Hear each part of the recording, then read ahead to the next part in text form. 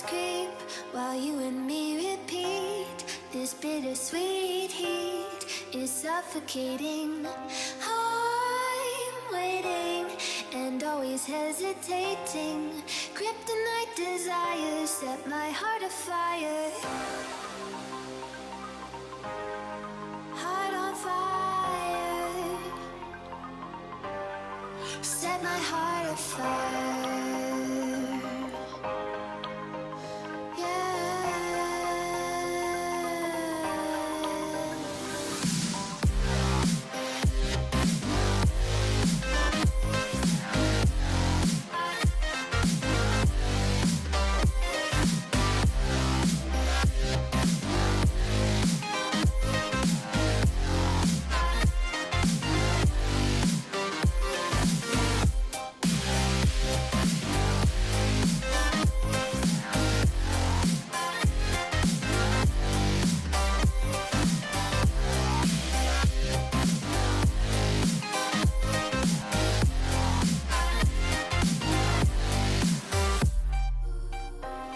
With crimson secrets and forbidden bliss, can't stay still, don't stop that thrill.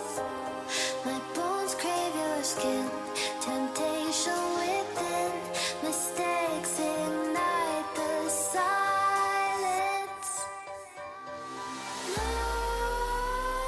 Nightmares creep while you and me repeat. This bittersweet heat is suffocating. I'm waiting and always hesitating. Kryptonite desires set my heart afire. Heart on fire. Set my heart afire. Yeah.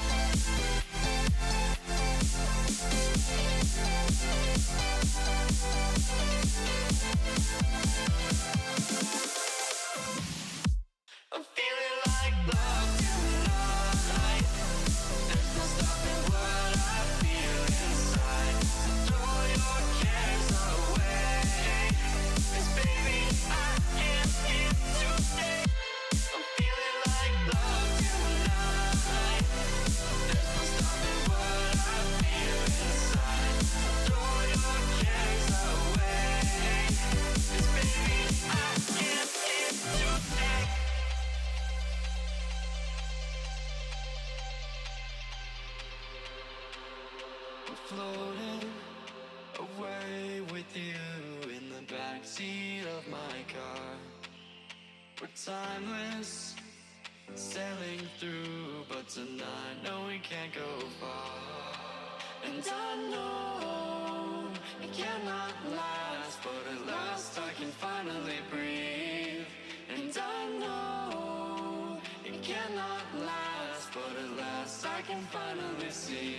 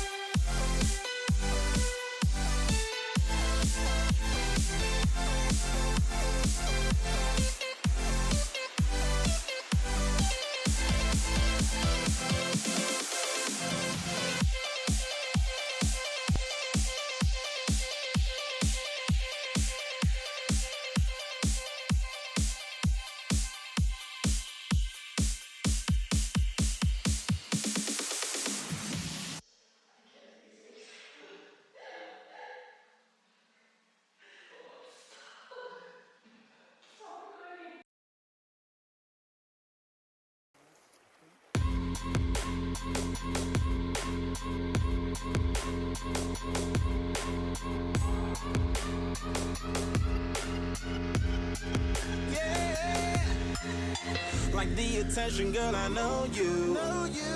But you're everything I want in life. We're fighting danger like kung fu. The love I feel is deep inside. The others don't matter. It's honestly us against the world. We're the perfect team. You're my dream, but I just want it. I just see myself. I just see myself. I just see myself. See myself. I just see myself. I just see myself. I just see myself. See myself. I just see myself. I just see myself. See myself. I just see myself. I just see myself. I just see myself.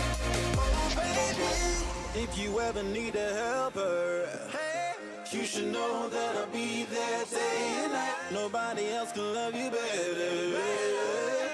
I'm here just to treat you right. You're the reason I'm alive. You're the only pain I can endure. And when you're not here, you're my dream, but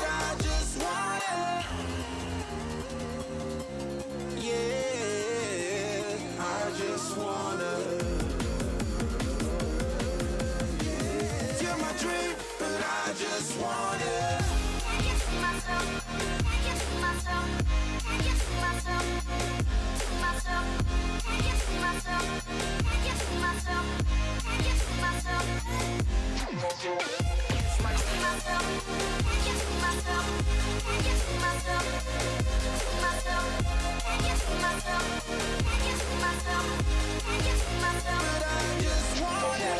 Deep inside I knew from the start, you my bunny, I'm your Clark. From now to eternity I give you all my heart. We are meant to be, it's clear to see. My love is bigger than I thought. I got everything I want when I hold you with my arms. The others don't matter, my love and my pleasure, the key to my treasure. Whatever's the weather, day up and out with you till I die. How many times for you I'ma try? Want you to notice the one and I know this. Perfect soulmate, I wanna show it. My best friend, she saved my life, my happy end in hard times.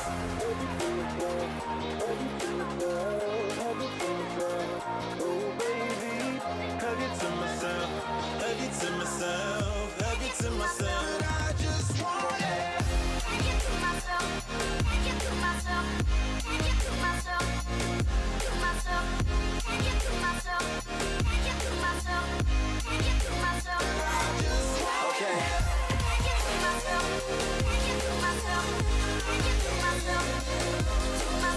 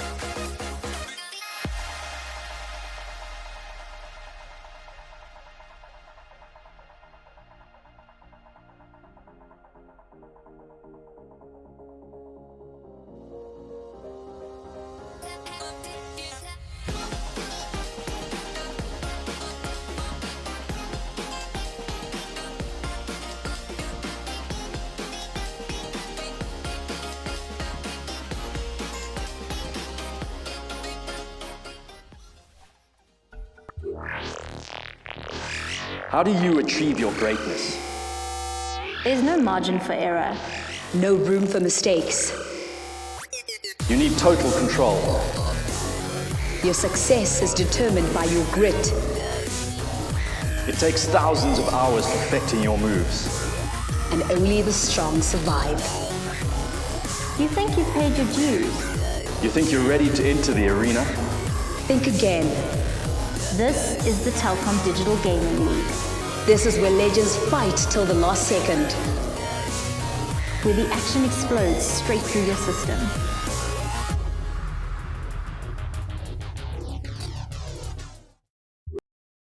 Good evening, ladies and gentlemen, boys and girls, and Dota players around the world. Finally, our game is underway on this beautiful and cold Thursday evening. I hope our friends down in Cape Town are got their rowing boats and canoes ready. The boys in Nasna, I hope they got their buckets of water, because tonight we have got a flaming Dota game for you this evening. It is going to be VNR versus Damage Control. I am Jabba, joined by the lovely Succubus. Well, hello, Jabba. It is great to be back. And yes, indeed, it is freezing here in Joburg. And I blame Cape Town, because whenever they have wind or it's cold, we always get the cold front here 2 days later. So thank you very much, Cape Town. Yeah.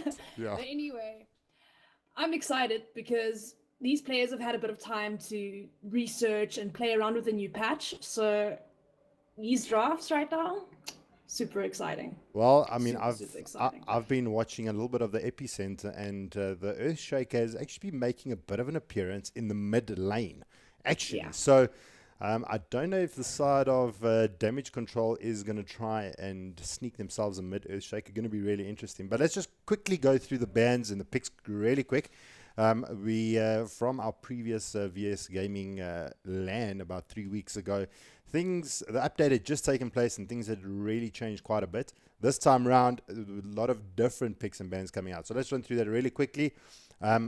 Obviously, the side of VNR are trolling us, and that is not really their real name. I think we should punish them at the end of the game. That's So not we getting apologize in. for that. Yeah, it's not us in the lobby. It was actually still Veneration Esports. I don't know why we didn't see that. But But yeah, yeah, we're gonna have to punish them somehow, some way. For me, though, it's relatively the same, actually, as the Tree and Protector, the Abaddons, the Life Stealers, the Clockworks. Venomance has actually been making a really strong comeback these days. I don't know why, but like, he hasn't had that many changes to him, and the fact that people are now starting to use him all of a sudden, it's, bleh. But coming back to your Earthshaker comment, I believe it's the Enchant Totem True Strike that is just absolutely amazing now. So maybe that just makes him more of a legit carry than the Crit Shaker used to be. The fact that you can crit and True Strike now at the same time, it's pretty amazing. We'll see if they follow the international trends of that. But the Night Stalker we've seen make a lot of appearances, and the Tree Protector. So it's something we have seen. We do have melee on melee at the moment. I'm waiting for that range here, and there it is. The cuddly little Crystal Maiden. Also a support that you and me have seen a lot recently, especially in the SA scene. Well, I mean, that Frostbite now is just so OP. It's now a root as well. So no stormballing away, Mr. Storm. No leaping away, Mr. Anti-Mage. None of those shenanigans coming out from those heroes. So she's one of those prime picks just because of that root, as well as her Arcane Aura, plus all the other stuff that she brings towards the team.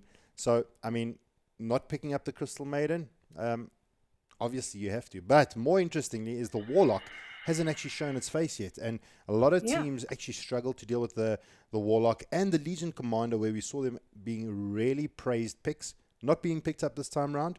Maybe trying something else. Darkseer didn't have a good showing at the previous LAN. Now, VNR picking at him.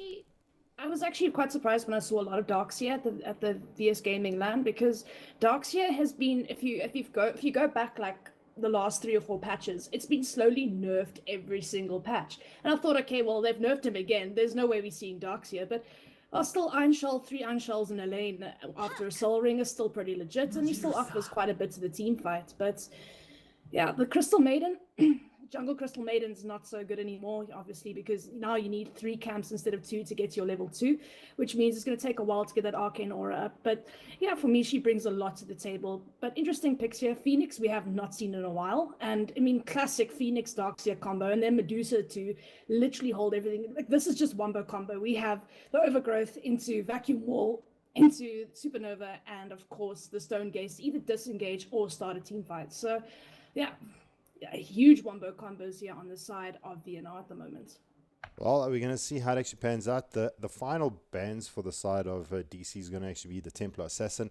Vino's actually got a little bit of praise as well. I saw Arteezy actually doing some pretty good work with the Vino, banning him out as well. So maybe teams feeling under a little bit of pressure from what's happening in the international scene, banning out those heroes that really make a difference. Venom's disgusting.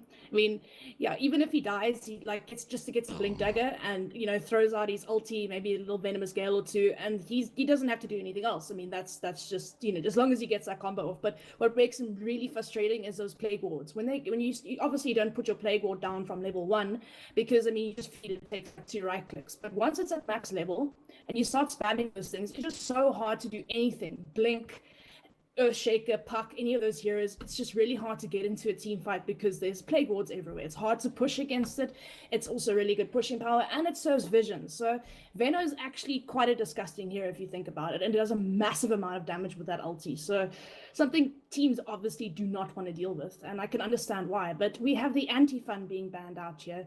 Yep, you have to ban that out when you have a Medusa on the field. It's just one of the counters to Medusa. There is an Invoker. There is an Invoker in the draft still, so you still got that MP that can actually do a bit of work. Yeah, but you've got a Puck already. I don't think you'll get a Invoker. What you do need now is maybe a natural Diffusal Blade carrier for the Medusa, but now they've already taken out. Terrorblade could actually be really sick. You could do Terrorblade. You could also do Spectre, although he's been nerfed. It's a full minute for level 1 Haunt, but it's still legit. So you can maybe pick up a nice little Terrorblade or a Spectre. Juggernaut's been banned out, so that's another natural Diffusal Blade carrier. But they do need something to deal with this Medusa now. Right, that's going to make it even harder. The DK. This team is just so tanky. Yeah. It's so tanky. You get the tree, the Medusa, and now the Dragon Knight as well. It's just such a tanky lineup. So what can they actually run here? I mean, they're obviously looking for their core. So Puck, we're going to assume, is going to be running in the mid lane. I don't think it's going to be a mid Earth Shaker or Crit Shaker. Probably. I would love to see a Crit Shaker. Are they going to run a tri lane here? I mean, you've got the Night Stalker probably want to try and get his roam on when night falls. Crystal Maiden going to be supporting the core, but I mean, is this going to be an off lane Earthshaker? I'm still tempting that it's going to be an offlane Puck with a mid Earthshaker, because the Puck's got the escape. I don't know. I'm believing. The dream is real. The dream is real. But for the Dire side, I mean, that tankiness coming out from them is actually going to be so difficult to actually deal with. And I actually had a bit of an earlier game this evening, just before this game, and was actually going up against the Treant. He absolutely made my life an absolute misery. I was playing a Lion, and he had come out of Invis, slapped me around a few times, and I'd have to run back to base. He was so hard to actually deal with. If he starts doing that to the Crystal Maiden... the Nature's Gauze is now a root, so it's even worse than before. The mini dash was okay to deal with, but the root is a little bit more significant. Yeah, it's not going to be fun, but the thing is, she's going to have to ward quite a bit, and the Night Stalkers... It's one good thing about the Night Stalker. You can, prolong the game a bit by, the lacking of vision, which makes it easier for them to gank with the Puck, the Night Stalker. But I'm interested to see where this Earthshaker goes, because he could be the off-lane Earthshaker. They could try to run a crit shaker or a carry shaker, but if you think about it, he's not going to outcarry Medusa and Dragon Knight. Ursa, oh no. Okay, for me, VNR have won the game with draft at the moment, honestly. I mean, yeah, that's a disgusting lane Crystal Maiden Ursa. You can't get away from that. She roots you, he slaps you away. But I mean, they're just so tanky, got so much sustain. I mean, you've got Dragon Blood from Dragon Knight, then you've got the Chain Protect to heal, you've got Surge, you've got the dive, you've got Medusa ult. There's so many ways to kite, there's so many ways to prolong team fights, and there's a lot of sustainability on the side of VNR.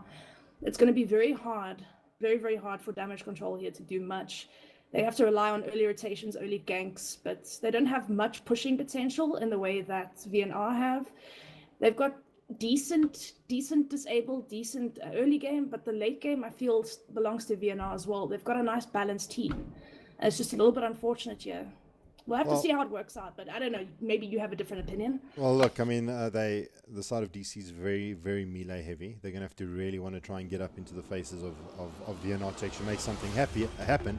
But then you've got a bit of control coming out from the Darkseer, the Tree, and from the Phoenix. That's going to make it really hard. So your first impression of DC being a little bit in a bind is going to be a little bit problematic for them. The thing is with Ursa, if you don't get that early bit of farm and actually get ahead, it's very difficult for an Ursa to actually play from behind, which makes it so difficult. So we're going to have to see if they can actually turn around and actually make something happen. But let's do... What is going to be quite interesting for me, though, is also the off-lane mechanics. Because, I mean, the shrines only come online at 5 minutes now. Yeah. I mean, yeah, you still have the bounty rune spawning, you have the creep camps respawning every minute, but, I mean, without an early shrine, it's really, really easy to get a kill on the offlaner. Whoever goes offlane is going to have to keep their distance. But, yeah, as you guys can see, we don't have some of the original players here anymore. Cotter's power went out, so we've got Stickerlish standing in for him. And then we've got quite a few new faces here on the side of damage control. So I think there's only 2 players here that are actually in the team. It's Jerome and Phineas. So. Well, let's go around and do the introductions, then we can get back down to dissecting a part of the draft. So for the side of the Radiant, it is going to be the boys from Damage Control. Jerome going to be playing the Crystal Maiden. If I do recall, he used to actually be a mid player. I've actually seen him play an Ember Spirit quite deadly, in fact. Yeah, he's quite good at that hero. Very good at that hero. Well, I suppose when you have three other players or 2 other players in your team, you're going to have to kind of mix things up a bit. But sorry, Jabba. Right, well, just to finish off before our lovely lady jumps ahead, we've got Demonic ZA going to be playing our Night Stalker. Fenner going to be playing our Ursa. Heading his way to the top. Bounty Roy is going to be Pinoy Monkey. Pinoy. I hope I'm pronouncing it right. If I'm not, Pinoy Monkey. Okay. I'm just going to call it Monkey the whole game. Monkey. Death Note going to be playing on our ES, and that's going to round it up for the side of the Radiant. Please go ahead and do the introductions here for the side of the Dire. Well, standing in for Wazoo here will be Duality on the Tree and Protector, followed up by 1337, aka Elite, playing that Dragon Knight. The M God himself, Muzzy, playing the Phoenix. Interesting. Yeah, this is It's quite interesting to see Muzzy play Phoenix. I don't think I've ever seen him play Phoenix, so we'll have to see how this works out here. Anyway, we've got Sticklish on that Medusa, and last but not least, Panda737, the classic offlaner for VNR, will be taking on that Darkseer. Well, looks like things are going to get underway. First slap has been done of the game. It is going to be the ES onto Muzzy. I'm really interested to see how that actually turns out for Muzzy in the mid lane. Not often we see a Phoenix there, and want to see... What happened? He got the rune. He stole it. He stole it, the sneaky little bugger. So Duality gets the bounty, and that puts 3 bounties in the pocket of the side of VNR. They're trying to block creeps with the Fisher, but failed miserably. So he's going to have to block manually. Oh, wow. Okay, let it creep across. Elite doing a pretty good job at actually blocking. He's fighting almost under the tier 1 tower. So, guys, the game is underway. 30 seconds in to game 1 of VNR versus DC. Let's get ready to do that. Yeah. It does look like we have a wraparound tree here, trying to get some damage in. Oh, no, he's not going to do it. Yes, he's going to do it. It's not going to do that much damage, but I mean, damn. Oh, he well, keeps he's doing got that. Yeah. He's got a Fairy Fire as well, so now he's got 93 base attack damage right now. Demonic's going to try harass him out just a little bit, but I mean, he can't really go toe-to-toe with the Treant Protector. I mean, he's got 63 to his 93, so good luck in trying to out-harass a Treant Protector level 1. It's not happening. Oh, it's not even that. It's the Iron Shell around Duality. Have you Yeah, seen that as well. the amount of damage that he's outputting at the moment? It's going to be hard Fenna. He's also taking... Oh, how sneaky is this? This is like those old Ricky combinations. Iron Yeah, Shell they did ban onto the Ricky. Invis hero. Jerome, he's gonna get caught out here. Demonic doesn't know if he wants to get involved just yet. They may actually just let the Crystal Maiden go down. And it is Duality picking himself up the first blood. And they put themselves on the board here for the side of Vienna. Muzzy pops into the bot lane. Can they make it too? They do. Demonic goes down for the count. And Fenna left alone to fend for himself. 93 attack damage with the Orb of Venom and Iron Shell. Yeah, not fun. Not fun at all. It's going to be a really tough lane here for Fenna and the Cuddly Crystal Maiden. Mid lane though, DK is doing considerably well. He's sitting 10-2, 7-1 for the pack. Winning this mid lane matchup here. Well, it's pretty easy for him to CS as well as the puck. They've both got natural spells to basically get last hits if they struggle like one-on-one. They have to just get like a certain amount of creep slow, use his Breathe Fire, and same literally applies for Monkey. He just uses illusionary orb to farm if they are struggling. But Duality steals the bounty again. Sneaky things again. Demonic's in a lot of trouble here, getting slowed down by that Icarus dive. I think he's pretty much dead here. Can he finish him off? And Duality gets another punch to the face, but Muzzy dies to the tower. The dire you hurts, man. got. It hurts, bro. No 8-click from Duality. Feels bad, man. I'm not going to save you, bro. But he does pick up another kill. So Vienna sitting really good. The only kill that the side of the Radiant has actually been able to snack up a kill here is because of Muzzy playing a little bit aggressive under the tier 1 tower. But they get the kill anyway, nonetheless. Muzzy goes down. No experience lost, nor gold gain for the side of the Radiant. It's pretty unfortunate, but I must say, like, banning Ricky, fine, fair enough. But for me, Tree sometimes is just so much better. Actually, not sometimes, it is better. I mean, you've got a nice root, you've got the Leech Seed that heals everyone around you. You've obviously got that Living Armor, which is ridiculous. And then the Overgrowth is just such an amazing team fight ability. And when you get Aghanims, guess what? Free vision everywhere. So, I mean, Tree for me is just such a strong hero, and especially in early game lanes. Considering we're talking about Tree, what kind of items do you think that we're going to start seeing from the Tree come out? Are we going to see that Blink? Are we going to see the Ags? But hold that thought 1 second here, because it looks like there's an engagement bot here. They're trying to go on Panda 737. Fenna trying to make a play. It doesn't happen. They do lose the Crystal Maiden. Pause does come out in the middle of the fight. And Can I just say one thing, though? yeah. These chat wheel things have made the game so much funnier. Really Thanks, Compendium 2017. Definitely. But going back to your question, look, Ags on Tree is a luxury item. I mean, we know this. I don't think he's going to go for the mech because the Darkseer is your natural mech / pipe carrier. I feel like he's probably going to go for the Medallion of Courage, maybe even a Yule Scepter into maybe a Lotus Orb later on. But definitely a medallion to start off with, something to that effect, because we're gonna see Panda go for that mechanism. I do suspect. Like, look, luxury items for Tree later on would probably be your Blink and your Aghanim Scepter. But I mean, if he really wants to rush it, it's good as well, I guess, because I mean, you can just place your ulti everywhere and just farm up the map. So you place your ulti by these little creep camps here, and ulti whenever it's off cooldown, and it just farms away the entire map for you. And it also starves the enemy team from farming as well, because you're constantly farming their creep camps with your ulti. So yeah, for me, it is a nice item, but as a position 5, it is definitely a luxury thing. So I feel like he's going to be pretty much poor for the majority of the game, this poor Tree. Well, we've spent quite a bit of time in the bot lane.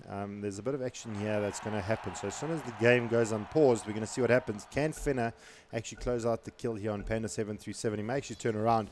He decides to actually disengage. Duality gets slowed down here from Demonic.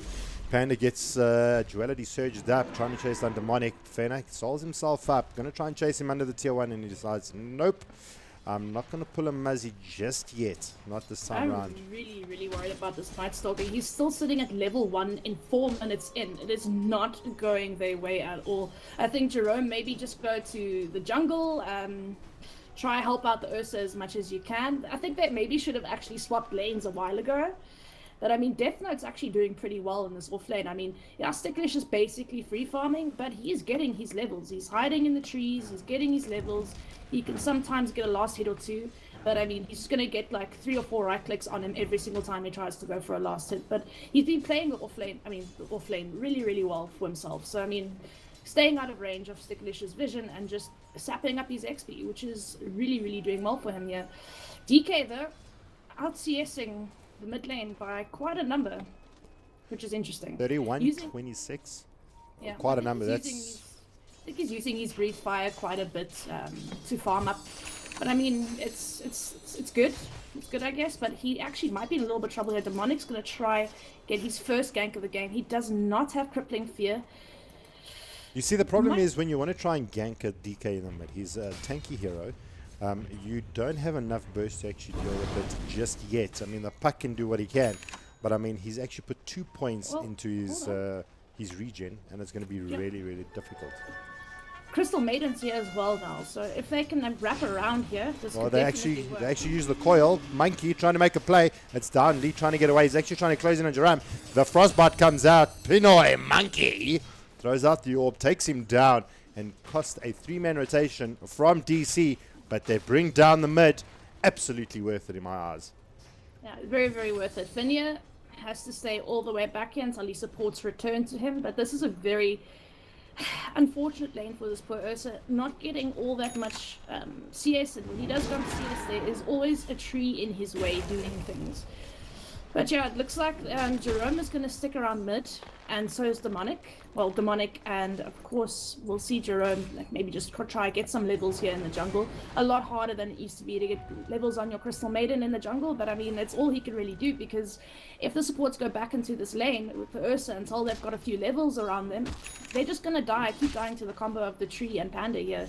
Duality and Panda have been doing very, very well here, and I mean, this Darkseer is pretty farmed right now. Like you said, I'm really worried about the Ursa. We know that he does really well when he's ahead, when he gets those items up really quick. But I mean, this laning phase from VNR has been on point and absolutely causing devastation here for the side of DC. And there's not much that Fenner can actually do against these iron shells and this constant harass. It's going to be really tough for that to actually happen. But you know what, if they free it up and they can get some farm on Ursa, is it going to be enough? That is the question. That is the question indeed. I'm just surprised that, I mean, we have seen Muzzy jungle quite a bit here. I'm just surprised not to see some ancient stacks for his team yet. Hold on, but as we say, that's Sticklish. Oh, in the meantime, top lane, ES and Demonic take down Sticklish. Is that what you were calling? Because it looked like there was action in the bot lane, because bot lane now, Muzzy picks up the kill. Picks up the kill on the CM, but now beautiful coil coming down, landing on 3. They lose Muzzy. They lose the tree. Panda, can he get out of there? Is it enough? One more right click, a little bit more damage. The creeps are trying to help. Pinoy throws out the orb. Can he get closer? Right click. May need one more. He does. And he finishes him off. Beautifully done. Triple kill going for Monkey. That is going to be a huge, huge amount of network going in his favor. Instantly buys out the blink. Instantly ahead of the Dragon Knight. Instantly a level ahead of the Dragon Knight as well. So definitely worth for him over there. I mean, he wasn't exactly winning mid. Yes, he had rotations from his supports, but before that he wasn't really winning mid. But now this is gonna escalate him quite nicely. Death Note now coming in for something, blocking off the DK, but I mean, there's no real follow-up just quite yet. The Night Stalker is on its way. Oh, Demonic, he wants to get involved. Death Note trying to find the enchant totem, throws it down, doesn't get the stun off, but he's gonna hit him like a brick. Okay, well that actually tickled him a little bit, slows him down. And they're actually going to turn around and realize, listen, boys, we don't have enough to actually deal with this DK just yet. And they actually back off. Oh, we have an Invis Muzzy and an Invis Duality heading mid. And now, poor little Monkey is all on his own. It is a puck, though, very evasive. They do not have a silence. Oh, and with his blink up, it's going to be a little bit of a problem for him. He does have the coil, so he can actually try and avoid this out if he's able to be quick enough. There comes Muzzy. He's hiding in the sidelines here. He does get spotted, does get revealed, throws out the orb at the wrong time. Oh, that could have been a great opportunity for VNR to take down Monkey. Doesn't happen. it's still ambitious to try and kill this puck without a silence or a stun. Yeah, you've got Dragon Tail, but I mean the stun is only 2 seconds, 2.5 seconds. It's still not enough. But Then with he's his gonna orb Wailing down, Rift. Yeah, he could still Wailing Rift and silence them. He could Dream Coil them and get away. And I mean the Illusionary Orb hasn't got that much of a cooldown. It's like, what is it, 10, 11 seconds now? So it's really not that much to wait for. But still, he's got other ways to escape. So, I mean, and having that quick Blink Dagger up, it's going to be able to make some massive plays around the map. Having a 9, well, what is it? It was actually 9 or 8.5 minute Blink Dagger. And there we go. He's going to TP and he's going to try and make another play onto this duo that's been doing really, really well. Give Phineas some space to actually accomplish something, because he's been struggling in this lane, and you can't blame him. I mean, Iron Shell, the tree, it's a nightmare. I'd almost want to say put a Lich in the lane so you can actually sacrifice out the Iron Shelled creeper. Death Note though, top lane, tries to stun out Muzzy. Doesn't actually happen. They do actually get the kill onto Duality in the bot lane. Monkey making easy work of him. Jerome gets an easy 100 gold for his Sentry Ward troubles. So, when spotting out a nice Observer Ward there coming out from the Dire. Oh, yeah, they do lose the mid tower though. Leet's actually committed. Dragon form for it. So already objective taken here for the side of VNR. Monkey jumps back in, puts a little bit of damage on, but it's not going to be enough. The tower's down, and objective in the mid is done and dusted for VNR. Yeah. They've got a little bit more work now that DC is going to try and prevent any more shenanigans happening here for them. Well, that's quite nice because he got the last hit on the tower as well. So nice 200 gold for him. It looks like he is going to go for that armlet first. So that's going to be, if you think DK is tanky now, just wait till he gets the armlet toggles going. It's horrendous. And then I suspect maybe a Blink Dagger after that, but we'll have to see what the DK goes for. They need an initiator. I mean, yeah, sure, you can initiate the Dark. So, okay, as I say that, Finya just gets absolutely blown. Uses his ulti. He's actually going to get away from this. Oh, then. The gods are with you tonight, my friend. Fenna. Enrage is better than Armlet. Jeez. That was super close. So let's take a look at the top lane here, though. Death Note hiding in the corner here. Duality spots him out. Can't block him out. Slows down Death Note, but there's going to be no follow-up here from the Medusa. And Duality and the ES are just going to have a little bit of tussles here. In the meantime, Panda taking out Joram. And no idea what our Cuddly Crystal Maiden was doing this far out. Crystal Maiden, she was warding. Yep, not a good time to go ward, especially when they have a ward on the high ground. They did spot her there coming in, so that's a little bit unfortunate. But now, Muzzy trying to get a kill on Monkey here. It's just not going to work. Death Note now stepping in. Oh, gets the kill. That Fisher. Oh, wow. Okay, that was just super lucky. I mean, Muzzy, low enough HP to actually just take him down with a simple Fisher. And puts themselves another kill on the board. So in the beginning of the game, DC started off quite bad. And then Monkey getting themselves that triple kill. Now all of a sudden stuck the entire Radiant team on his back and said, all right, boys, we're going to do this. They're sitting 8-6 at the 12-minute mark. I mean, at one point they were sitting 4-1 in favor of VNR. Things have all of a sudden just swapped around. So, I mean, DC, not out of it just yet. I mean, Speaking about some big things, we do have nearly completed Vlads on this Ursa. Very, very close to that. About 200 gold away. And we might see a Smokerino and the first rush of the game very, very shortly. But as we say that, we do have the entire side, almost the entire side of VNR, looking to push another tier 1 tower here. Oh, well, this is where the action happens. They want to carry on pushing down these objectives. So you're going to get ganked? Nope, they're not going to be able to do much. Oh, they dropped the Fisher. Finna turns around. Isn't going to be enough. Silence comes down. Demonic throws out the slow. TPs come in. They're going to try and bring the rest of the NIR. Panda comes in. The Echo Slam is dropped. It's not going to do too much damage. Jerome throwing down the Frostbite onto Sticklish. He goes down. Fenna trying to make magic here. Panda. Death Note on a killing spree. And the boys from DC taking names, baby. Looks like they're going to happily trade towers. They do not have TPs, so they can't come and defend. Muzzy's TP is also on cooldown. Looks like they are going to the side shop, getting a TP, but I think it's too late. I think they just die if they TP in here. Maybe they can get a kill on Death Note, but I guess just let the tower drop. Well, I must say, I'm really impressed with what's happening here for the side of DC. I mean, in the beginning of the year, DC had a very much a struggling squad, and now all of a sudden it seemed like renewed vigor. Yeah, well, I mean, they've had a lot of roster changes, a lot of forfeits because people just couldn't pitch up. So it's been a team that's struggling because players didn't really commit to it. So hopefully we see something a bit better this time around from them.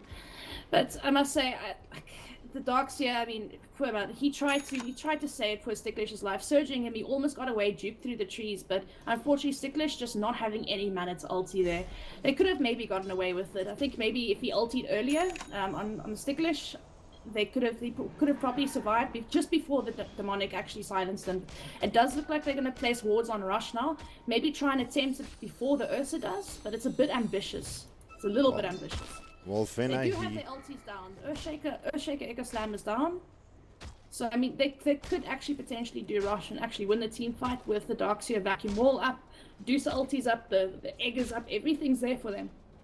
So, I mean, it's going to be hard, but yeah, the lifesteal's there. No smoke as of yet for the Ursa. It looks like he's just going to casually walk into it.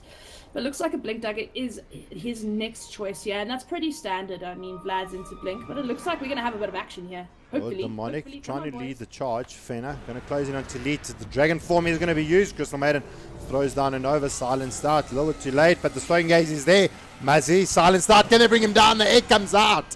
And now poor Mr. Demonic fighting under the egg. Not going to happen. They bring him down. And the side of DC trying to get out of there. Can Lead close the distance? Trying to find himself a target. Doesn't know what to do. He's going to try and spot out the Ursa. Not going to get close enough. Death Knight throws down the Fisher, blocking off Duality. And the side here of VNR can't find any more. They do bring down Demonic, the Night Stalker. But this is going to translate into another objective that's been taken here for VNR. So, I mean, sitting in ahead in kills, the side of DC, VNR are just slowly, but an Echo Slam of note comes in. Can they bring it? Do they have enough to bring down Lead? Beautiful armor toggling comes out. The tree ulti comes down. The wall is dropped. The Crystal Maiden is throwing down the thunder on the sidelines. Can't bring it down. Fenner now needs to get out. They lose Lead. They lose Muzzy. All of a sudden, things have turned around. But is it enough to bring down more? Jerome needs one more right click. Is it enough? The lead sheet being used out. Sticker just gets the last right click there. And Fenner comes back in with a very little amount of HP. And Demonic just causing enough of a distraction. He's not going to go down to that snake. And that is going to be it. And they only lose the Crystal Maiden from the back of that. That was massive. Yes, they lost a tower, but my god, that was such a good team fight. I mean, that Crystal Maiden just going balls to the wall with that ulti. I mean, I laugh because, like, Elite just armor toggled at the wrong time. He was so low from the Crystal Maiden ulti and he armor toggled and just died. Because he was trying to kill the Crystal Maiden, obviously to stop the ulti, but because he used his stun on someone else, so they don't have any other stun except, and the tree ulti got dropped, so perfect timing on the Crystal Maiden ulti. I must say, very well played. But huge ulti coming out from Death Note as well. And here's your smoke. Do we maybe see a rush now coming out from Finia? Nope. It looks like they want to chase someone. No, they want more. They do spot out Sticklish, so maybe they look for him. I like this kind of play. After a big team fight like that, smoke up, look for more. Keep driving that nail into the coffin, and that's exactly what DC is doing. They smoke up. They're trying to find someone. Duality is there, but he's actually just gone invis. They could have actually tried to find something. But smoke gets broken, so they know Duality's around there. They drop the sentry, trying to trick him out. Fenner's going to make a play. Jerome slows him down. Is it going to be enough? And not even the living armor is going to keep him alive. The dive comes in from Muzzy. They're looking for more. Lead pops the stun down onto Fenner. The egg is out. Is it enough? There comes the Stone Gaze Death Knight, taking down Muzzy. And now the side of DC needs to get out of there. They lose Fenner. And they're looking for more. Death Note can't get that Fisher down, being stunned up. Is it going to be enough? It is. They kill down the ES before he's able to retaliate. And Jerome, he's going to be able to TP out there pretty easily and with not too much of a threat. Well, unfortunately, ES ulti was down. They knew that, so they can just easily take a fight. Yeah, a tree and a phoenix for an Ursa and an Earthshaker. Not really the trade you're looking for, especially since your carry died. I feel like if they smoked up and rushed and the rest of the team maybe looked for a pick-off, and they would have got a rush out of it at least, with Ursa being there alone. But now Ursa's Blink Dagger is delayed even more now. Hold on, I hear a stun. Am I hearing this right? Are we seeing a fight? I think he may have just stunned out the it, creep. he's using it on a creep. Yeah. It's okay. He just wants to clear those out really quickly. Worst ancient creep ever. Oh, the root. Oh my Ever! god. I hate this thing so much. Muzzy though. Muzzy, he's getting frisky here with Demonic. He's throwing down the Ray. Demonic gets himself out of there. Muzzy doesn't have the firepower to actually bring him down. So just throwing out a little bit of a race, keeping this creep wave pushed in, and maybe seeing if they can take advantage of getting another objective here for the VNR. So, I mean, the two styles of these two teams that are being played at the moment, I mean, DC taking really good team fights, really making some big plays. VNR, they're pretty happy to sit and just take objectives slowly but surely. At the moment, although with that being said, I must be honest, objectives are looking pretty even across the map. All tier 1 are down for both teams. Pings do come out, tier looks ones are like. going down. But I must say, Monkey. Oh wait, actually, you know what? I know who that is. Who? He's on my friends list. It's Conspiracy. Okay, well, they're going to jump into the rush pit Oh, hold to on, run. hold on. He's actually They know becoming that the they're there. guard. Oh wait, they're teeping into shrines here. This could be a disaster, or it could be massive. Oh, well, they know Fenner's in there from the protection. They see Fenner. They drop the wall. The egg is down. Ban in a little bit of trouble. They lose the crystal. They lose the Night Stalker. And this opens up rush here for the side of VNR. And Ursa not going to be able to do anything and is going to have to watch that Aegis get taken out. I don't think there's anything more they can do. They're two down. Do they still want to contest this Death Note? Throws down the Fisher. One or two more right clicks coming down here. Puck jumps in. Phases out. And the Aegis is going to go in favor of them. Stone Gate even being used to secure the Aegis. And VNR snack themselves up the Aegis. Smoke is going to be used out. Trying to see if they can find any more here. And Duality, he's going to lead the charge. But no, the rest of the team falls out. They're not going to Backs find off. anyone. Look, it's nice to use the smoke to speed yourself up sometimes, but I mean, unfortunately this time they did not find anyone. Ursa, unfortunately not getting a rush. Demonic now getting spotted out by Duality. The rest of Vienna is right there. This could be Demonic's death right here. Easily. Well, let's stand by and start saying his eulogies. Demonic, it was very nice knowing you, my son. But you are down for the count. Do not count out Duality because he is everywhere. Yeah, he is everywhere, but it does look like Muzzy TP's back to try stop Conspiracy pushing, but I don't think there's much he can do about it right now. All his spells are on cooldown. Oh, Death Note. He's getting a little bit of love here from Panda. The Vac is out. Drops down the enchant, and he's just going to be able to walk himself out of there. Fenner, can he find the kill on Sticklish? Gets surged out, running away. Leet wants to maybe pop his head in there, throw down the stun. He's only got Dragon Form in the next 13 seconds. And is it going to be enough? Do VNR continue going here? Fenner gets the denial from the tier 2 tower. And nice little save there. He did it. Nice one, Finya. It's the most I could get out of it. I mean, yeah, sure, Conspiracy tried to TP in to push the tier 2, maybe get a trade. But yeah, Muzzy TPing in there kind of stops that plan in its tracks. You know, you can't really do much when, you know, you've got the fire spirits on you. You know, your attack speed goes down pretty low, and you can't phase shift everything. So fortunately, didn't get the trade there, but they also didn't lose anyone, and they got the denial on the tower. So all in all, not that bad. Yes, they did lose the Aegis, which is unfortunate, but let's see if they can get the next one. Next one is probably the most important because guess what? It's cheese. They get to have cheese as well. Yeah, So- that's that's kind of changed the entire way that the games have been played, at least on the Masters level. Games start getting pushed higher ground, or higher ground starts getting pushed a lot sooner. You've got that cheese, you've got the Aegis, you start spreading it amongst your teammates, and it just becomes a lot harder for the team that has to defend against that to actually bring down that hero. I mean, you've got the it's Phoenix that's easier. pretty much got a second life. I mean, as long as he gets the egg off. You've got cheese that's available. Then you've got Aegis, which is available. Just makes it so hard for the defending team to actually go up against that kind of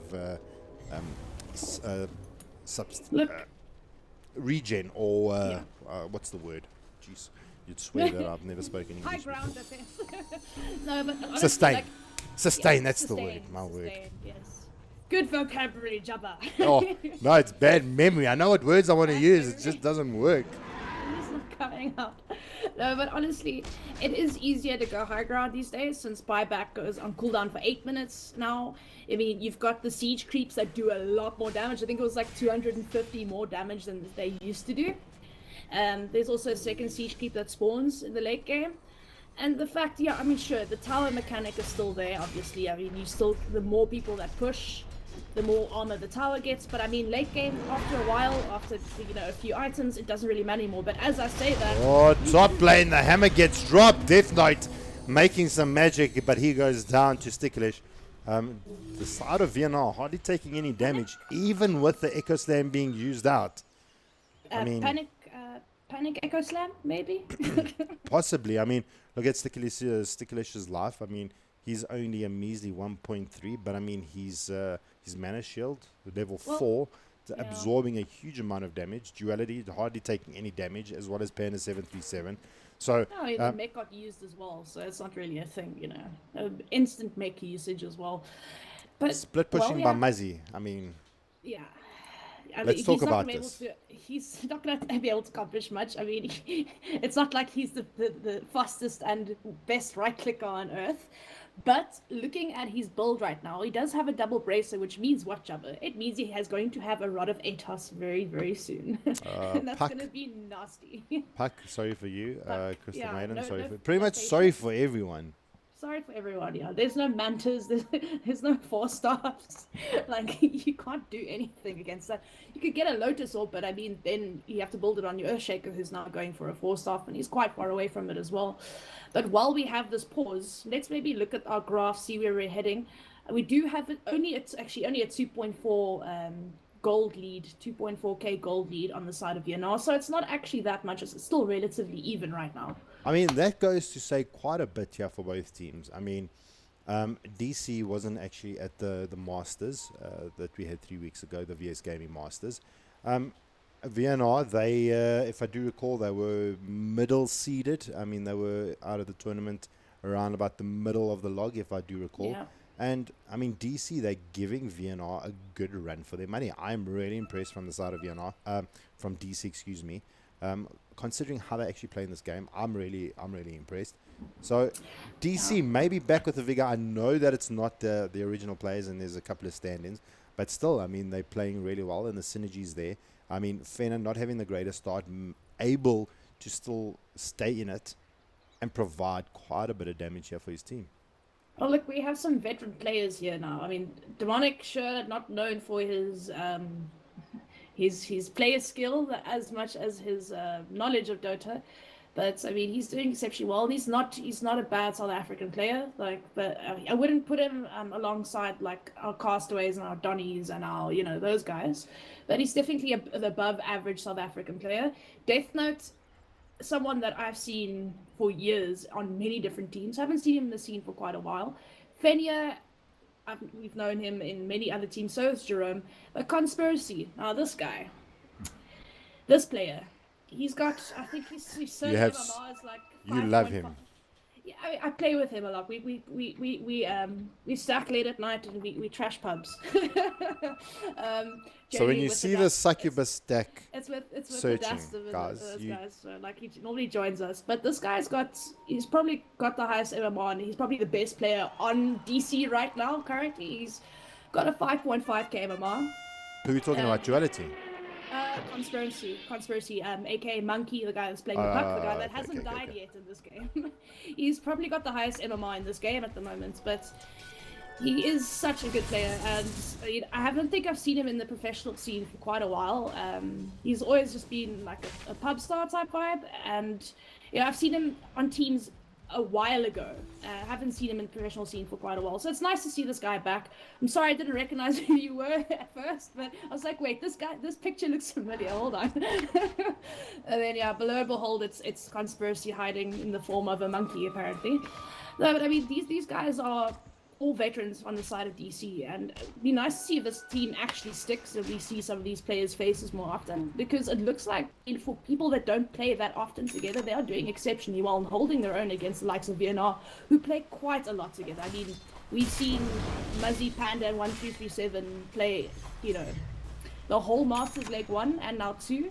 Duality is standing in. Sticklish, also well known within the community as well. He used to be on DC a long time ago.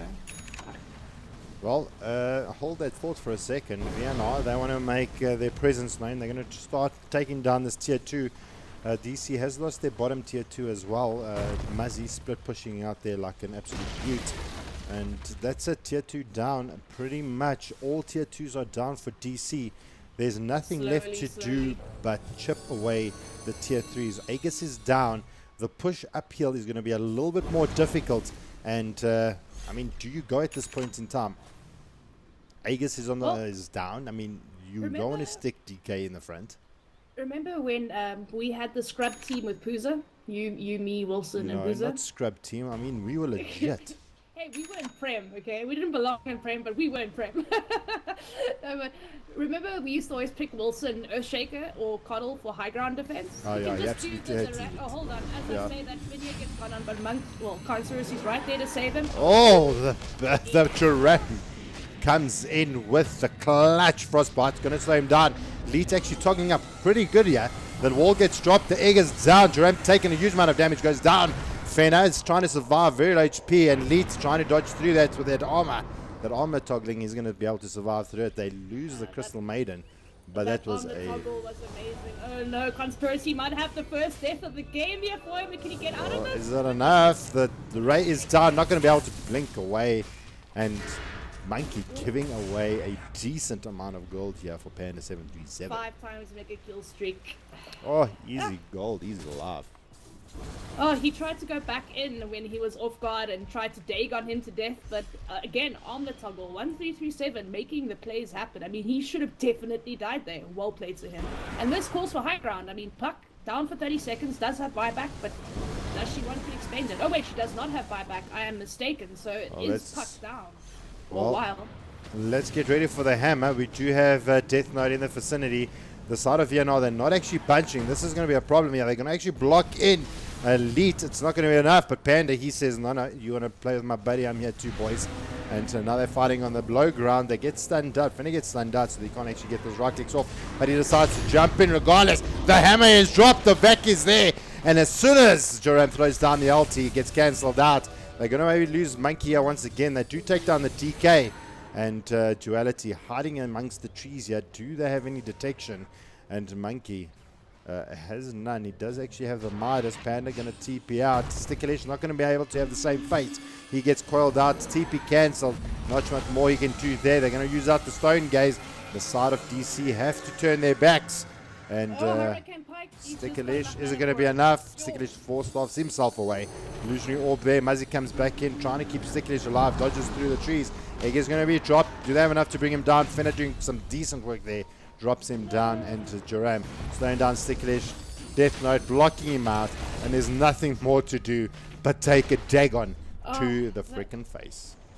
That is the worst thing. I hate it when I do this for people and they just go back in. I mean, Muzzy getting the egg in there, distracting the entire team so his carry can get away. And what does Sticklish do? He runs back in and right clicks and just gets, stunned and frostbitten and, all the rest. Fena, this though. could actually mean Vax. Oh, they're trying to make a play here. Is it going to be enough? Lee trying to get away. Vac walk, gonna be good. Panda trying to do some work here. They lose Fena. Leet smashing like a truck, but Panda picking up the kills. And now Jerome trying to TP out there. Is it going to be enough? It's not. Triple kill for Panda. Monkey trying to do a little bit of damage where he can. And now Panda trying to follow up the tick from the Iron Shell. Not going to actually cancel out his blink. And Monkey's going to get out of there. Death Knight's going to get out of there. But they lose 3 from the side of DC. 1337 and Panda have been playing exceptionally well. I mean, again, they went on this DK, and what did he do? He just armor toggled his way out of it, waited for Panda 737 to rock up, getting a huge vacuum wall off, and successfully defending racks and killed 3 heroes. I mean, that was absolutely amazing. And to think that, they had 2 really huge people on their team down, they should not have defended that as well as they did. Very, very well played. I mean, this armlet toggle here coming out from 1337, it's been absolutely amazing. And they are picking out the rush. And remember, guys, this is the cheese rush. This is the very important one. So we'll see if they can actually accumulate it. I don't think that they are in a place to contest rush it now, unless they get a huge echo slam off. But they are nowhere near the rush pit at the moment. So I feel like this is theirs. Blink. Like, you literally need, blink, coil, and to make sure that you silence out Panda 737, because that wall is actually doing so much work. I mean, when we were at the LAN and we were seeing Darkseers being played, I mean, he had a ridiculously low win rate. We were seeing like a 15% win rate, 18% win rate. Absolutely ridiculous. But yeah, all of a sudden, VNR making it work for them. They throw in the orb though, and they're not going to actually follow up. They do know that VNR is in the vicinity, and that they're actually trying to bring down the Rosh. So this is going to be the next point of contention, and possibly turn into a Rax if things don't go too well here for the team. They're actually going to throw Elite into the pit. He's got his Elder Dragon form up, being living armored up. The rest of VNR in the sidelines. Beautiful jump in here from Tree. Is it going to be enough? The egg comes down. Death Note trying to work on the egg. Doesn't hit really fast. They're going to have to get out. The egg survives, but the stun does come out. ES in trouble. Jerome in trouble. The Duality trying to slow it out. The hammer gets dropped. Not going to be good enough. They lose the Crystal Maiden. They lose the ES, but they do take Muzzy down with them. Fena's going to be the next to go. And the Blink just in time, getting himself out of there. Monkey not going to be able to catch him just yet. And I think his Duality's boots for that. And the follow-up, obviously, from Muzzy as well. Because that was... I mean, this was a very dangerous rush to take. Echo Slam was up. The Dream Coil is up. The Crystal Maiden ulti is up. It's a really dangerous rush for them. And, you know, Tree just blinking up there, getting the ulti off on some of the key heroes to initiate that fight, like the Puck, like the Earthshaker. Just getting that down. Muzzy had to die for it, but I mean, it was so worth it. Absolutely. It I mean, he's still got all his damage output. So Muzzy literally outputted as much as he could, and he went down. I mean, if you're going to be a sacrificial lamb, that is exactly what you want to do. And this definitely gives them a huge advantage now, especially since Echo Slam is going to be down for a full 70 seconds. They can literally push and not worry about it. There is no glyph available. It's actually coming off cooldown in the next 3 seconds, so they will have a glyph for this. But this tier 1 tower here, I mean the tier 3 tower here in the mid is pretty damn low. And all they need to do really is take that, and then they can start taking the shrines and securing even more of the map for them. And we said, what was it, 1 point, was like 2k gold lead, net worth lead? What was it, 10 minutes ago? It's now jumped to a full 7k. So it's slowly getting in the favor of VNR. But I must say, it's still not, you know, a disaster. They can still definitely come back from this. But like I said in the beginning, the draft from VNR, I feel, is just a little bit better than the draft of DC. But I mean, they've been playing exceptionally well. These players, like, they should not be as on par with VNR's draft as they are. So very, very well done for them. Duality blinking in for some But reason. Sentry gets dropped. They're going to try and prevent Lead from getting into the base. His range is good enough. Gets forced in. This could be a problem. But Muzzy going to try and keep Leeds alive. The stun comes out. Death Knight in a lot of trouble. Doesn't have his ulti available. Curl gets dropped down onto 2. Fenner trying to find magic out here onto Duality. Not going to be enough. The ulti comes down. Slow gaze being used up. Fenner roars out. And they lose Jerome, the Crystal Maiden. Triple kill going in favor of Sticklish. And Muzzy finishes it off with the big hoorah. And I think that was even a buyback from Death Note. The root does come out from Monkey. Does manage to phase it off, get himself out of there. But this is going to translate into the bottom lane of Rax for the side of VNR. This is one of those situations where, I mean, I think Aegis is still up on DK. Yeah, Aegis is still up on DK. Sticklish still has his cheese. I mean, this No is buyback well. on No Fenner. buybacks. Yeah, I mean, this is easily double racks, maybe even a triple racks if they're not careful, because the amount of sustain this team has is ridiculous right now. I mean, like we said, they got the tankiest heroes in the world. Tree's up in 4 seconds, so he can also heal them. You've got a mech as well as a GG boots as well as a pipe on this docks here. You've still got Deuce ulti's up in another 30 seconds. Still cheese, still ages. It looks like they're going to try back off here. But Death Note comes in, drops down the hammer. They take out Panda, so he goes down. Jerome, he's going to throw down the ulti. Can they have enough? Muzzy's going to bite the dust. And Demonic trying to get himself out of there, but the right clicks from Sticklish are too good. Take down Death Note, take down Demonic, and CM. He's probably just laughing. The cheese pops out, and boom, Sticklish. It's just like, oh, we're doing it, boys, we're doing it, and then nope, cheese. Like, I'm gonna have my breakfast, and you guys can't kill me. And of course, some exceptional armlet toggles coming out for 1337 again, and he still has ages. And I mean, this AC is just making it so much easier right now for them as well. Well, BKB does come out. Leeds trying to fight through it. Duality comes in there with the ult and the stone gaze. No way you're getting away from that. And Monkey goes down once again. Right click's coming out. Fenner goes down. Well, they throw in the towel. DC Well played, boys, but you do not take game number 1. Well played to the boys of VNR in taking this game 1. I must That say, name. though, yeah, that name. That comes down to basic duality's blink. Blinking in, getting the right heroes at the right time when it mattered the most. You know, I mean, that rush fight, getting the cheese and the ages up on the DK and the Medusa, going for those Raxes, getting the pickles even beforehand and people out of position, that's just horrendous. And then not having buybacks, it's just like it's nothing you can do. I mean, easily triple Rax there. They just had the sustain to do it. And then try killing off the Medusa again, but she still has cheese. You know, you got really close and then nope, I'm sorry, denied. It's just, it was an inevitable draft, but I must say DC, I'm exceptionally impressed with their gameplay tonight. I mean, I think it's just a the completely only new damage control. I think It's it a was draft. more of a The draft draft. needs to be- Yeah, a little bit the of a draft drafting needs issue. Well, hopefully they see their mistake and they'll draft better in the second game, which will be up very shortly. I'm not a big fan of the Night Stalker pickup, especially with such a tanky mid. Demonic couldn't actually make those Yeah. quick ganks that you needed. Yeah, So- it's not just that he was just so underleveled. I mean, he was sitting at level 1 for what was it, 4 or 5 minutes in, he was still level 1 on a Night Stalker. You don't really want that happening. I mean, sure, you can pick up a Midas to level up later, but he didn't even go for that. And, you know, it was really unfortunate. The Aghanim's timing was really late. He doesn't have any stat items like a magic stick, anything like that. So he was just, you know, food. He was basically food.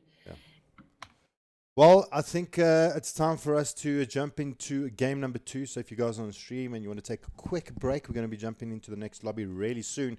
VNR take game number 1. Very good appearance here from DC. Really happy to see the boys having and finding a little bit of gel this time around. Let's see if they can take it to a best of 3 for us and make it really interesting. We saw, I mean, the game was relatively even most of the time until that one rush fight, and then obviously the triple rack. So it went from a 7k net with lead to, or what was it, a 20k in the space of 2 minutes. Yeah, It was pretty rough. But to see them going toe-to-toe with VNR, which hasn't happened in quite a long time, if they just work on their draft next game, they could definitely take a game of VNR and possibly the series. So hopefully we see that happen, guys. Yeah. I'm really impressed with DC. I mean, absolutely. And VNR, I mean, they got to keep their heads held high. They still take the game. So we're going to head off very, very shortly, maybe 2-3 minutes until the next lobby's up. So we'll see you guys pretty soon.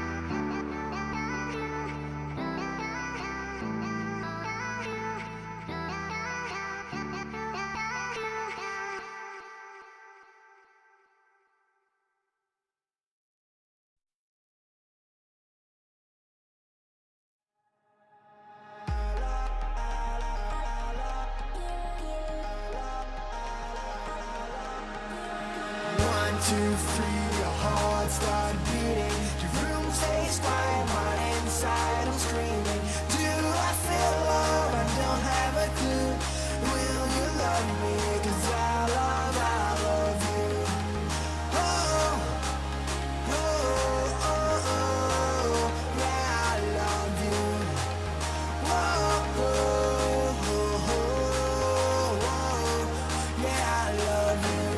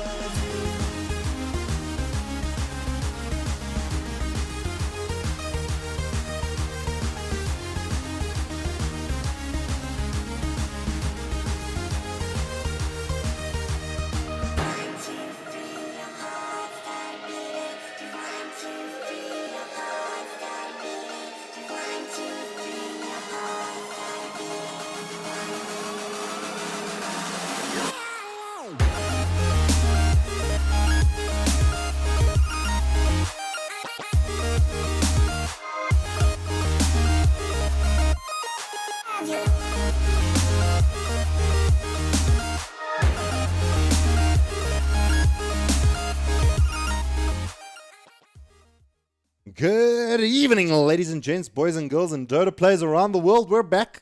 Game number 2. We are ready to rock and roll. VNR versus DC. Looks like the players try to fix the names. Didn't really happen. VNR managing to take game 1 of DC, although DC look like they have got this revigored spirit and ready to rock and roll. I am Jabba, joined by Succubus. Maybe you want to break it down for those of the viewers that are just joining us. What happened in game number 1? Well, game number 1, we saw it was relatively even for the majority of the match, but as we said in the draft, VNR just had the better draft, especially when it got to the late game. And it just took one rush fight for Duality to blink in with the tree, get those key guys that could actually contest the rush with the huge team fight ultis, stop Death Note from doing the echo slams and the bad things. And of course, that was the second rush. It was the cheese and the ages. And that would allow them to basically just sustain through the team fight, take a triple racks. And yeah, GG VNR. But for the majority of the game, it was actually relatively even until that little fight over there. It wasn't that much of a net worth lead in terms of VNR. I think it was like 7,000 net worth lead. So it was still very easy for Damage Control to come back. But yeah, I mean, you know, stuff happens. And let's hope Damage Control come up with a little bit of a better draft this time. I think they got caught unawares of some of the picks coming out from VNR, some of the sucker punch picks. But hat goes off to Conspiracy because he really played well on that puck. I think his first death was, 38 minutes in or 30 minutes in? Absolutely ridiculous. But it looks like Damage Control are going to have their turn with the Darkseer this time around. As we know, Panda737 did play that Darkseer last game. Did really well on it as well. Got some huge backing walls off. Yeah, so I mean, the team played really well around the Darkseer. Generally, we see Darkseers failing when the teams don't actually engage in and actually really use that wall and vac wall to their advantage. So, I mean, Panda737 did really well. Let's see if this time round, if Death Note can make the same happen, assuming he's going to be playing the off-lane position here for DC. But VNR, they jump onto that Crystal Maiden, pick up the Clockwork. The question now is, do we see, we're going to see an the SF? do we see that? It is an absolute an abuse of abilities and the synergy between these two. For those of you guys that don't know, denying the cogs gives you necromastery skills, and you can literally walk. What's the stacks when you walk into lane? Like 14, I think. If you do it properly, you can get 12 to 14 necromancery. Most people can only get about 10, but I mean, if done absolutely to perfection, where you have one person hitting the cogs once and then the SF denying, definitely you can get up to about 14 stacks of necromancery. But yeah, it's definitely an OP combo, but it doesn't always work out because, as we know, SF is pretty susceptible to ganks. But we'll have to see what they decide. I must say, though, banning out the tree is VNR. They did play it really well. Duality played an exceptional tree last game, but they obviously don't want to play against their own cannon fodder, so going to be banning that out. Also banning out the Shadow Shaman, which is pretty much the new tree in base damage right now. This guy's got 85 or 75 base damage to start off with at the moment. Also exceptionally strong at pushing. He's got massive disables, and that huge nuke of Ether Shock is also pretty damn amazing. So banning out all the OP supports here is the side of VNR. I mean, banning out the Disruptor. I know someone's going to be sad to see that hero go. Me too. Love my Glimpse and my Kinetic Field and my Static Storm. The AoE Doom with Aghanim's. I love that hero so much. Sad to see him out. I was actually I wanted to see him at one point in this game. I do like this opening here for DC though. A little bit more of a standard opening, a lot more easier to control. The Ursa didn't have the easiest time in the beginning part of the game.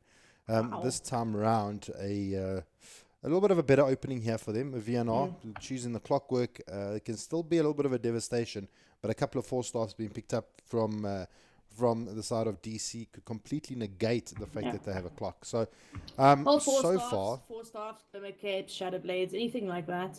Damage Control are busy actually just banning out some tanky heroes. You've got the Bristleback, the Abaddon. Slark is pretty damn annoying. Also really good against things like Clockwork and Crystal Maiden. Crystal Maiden is also good against Slark though. And then obviously the all hell cancerous that is that Veno has been banned out once again. But Kuka! The better disruptor. Well, I mean, this Kunkka has been making my pub life an absolute nightmare. I absolutely hate this hero. That X is into Torrent is absolutely devastating for poor old Jabba. hurts me, hurts my heart, hurts my soul. And now with the ghost ship, actually being able to throw down that ship with more accuracy, oh, I mean, just you might as well just pack up and go home, man, with this Kunkka. So Vienna, they decide to pick up the Kunkka. So far, really good synergy.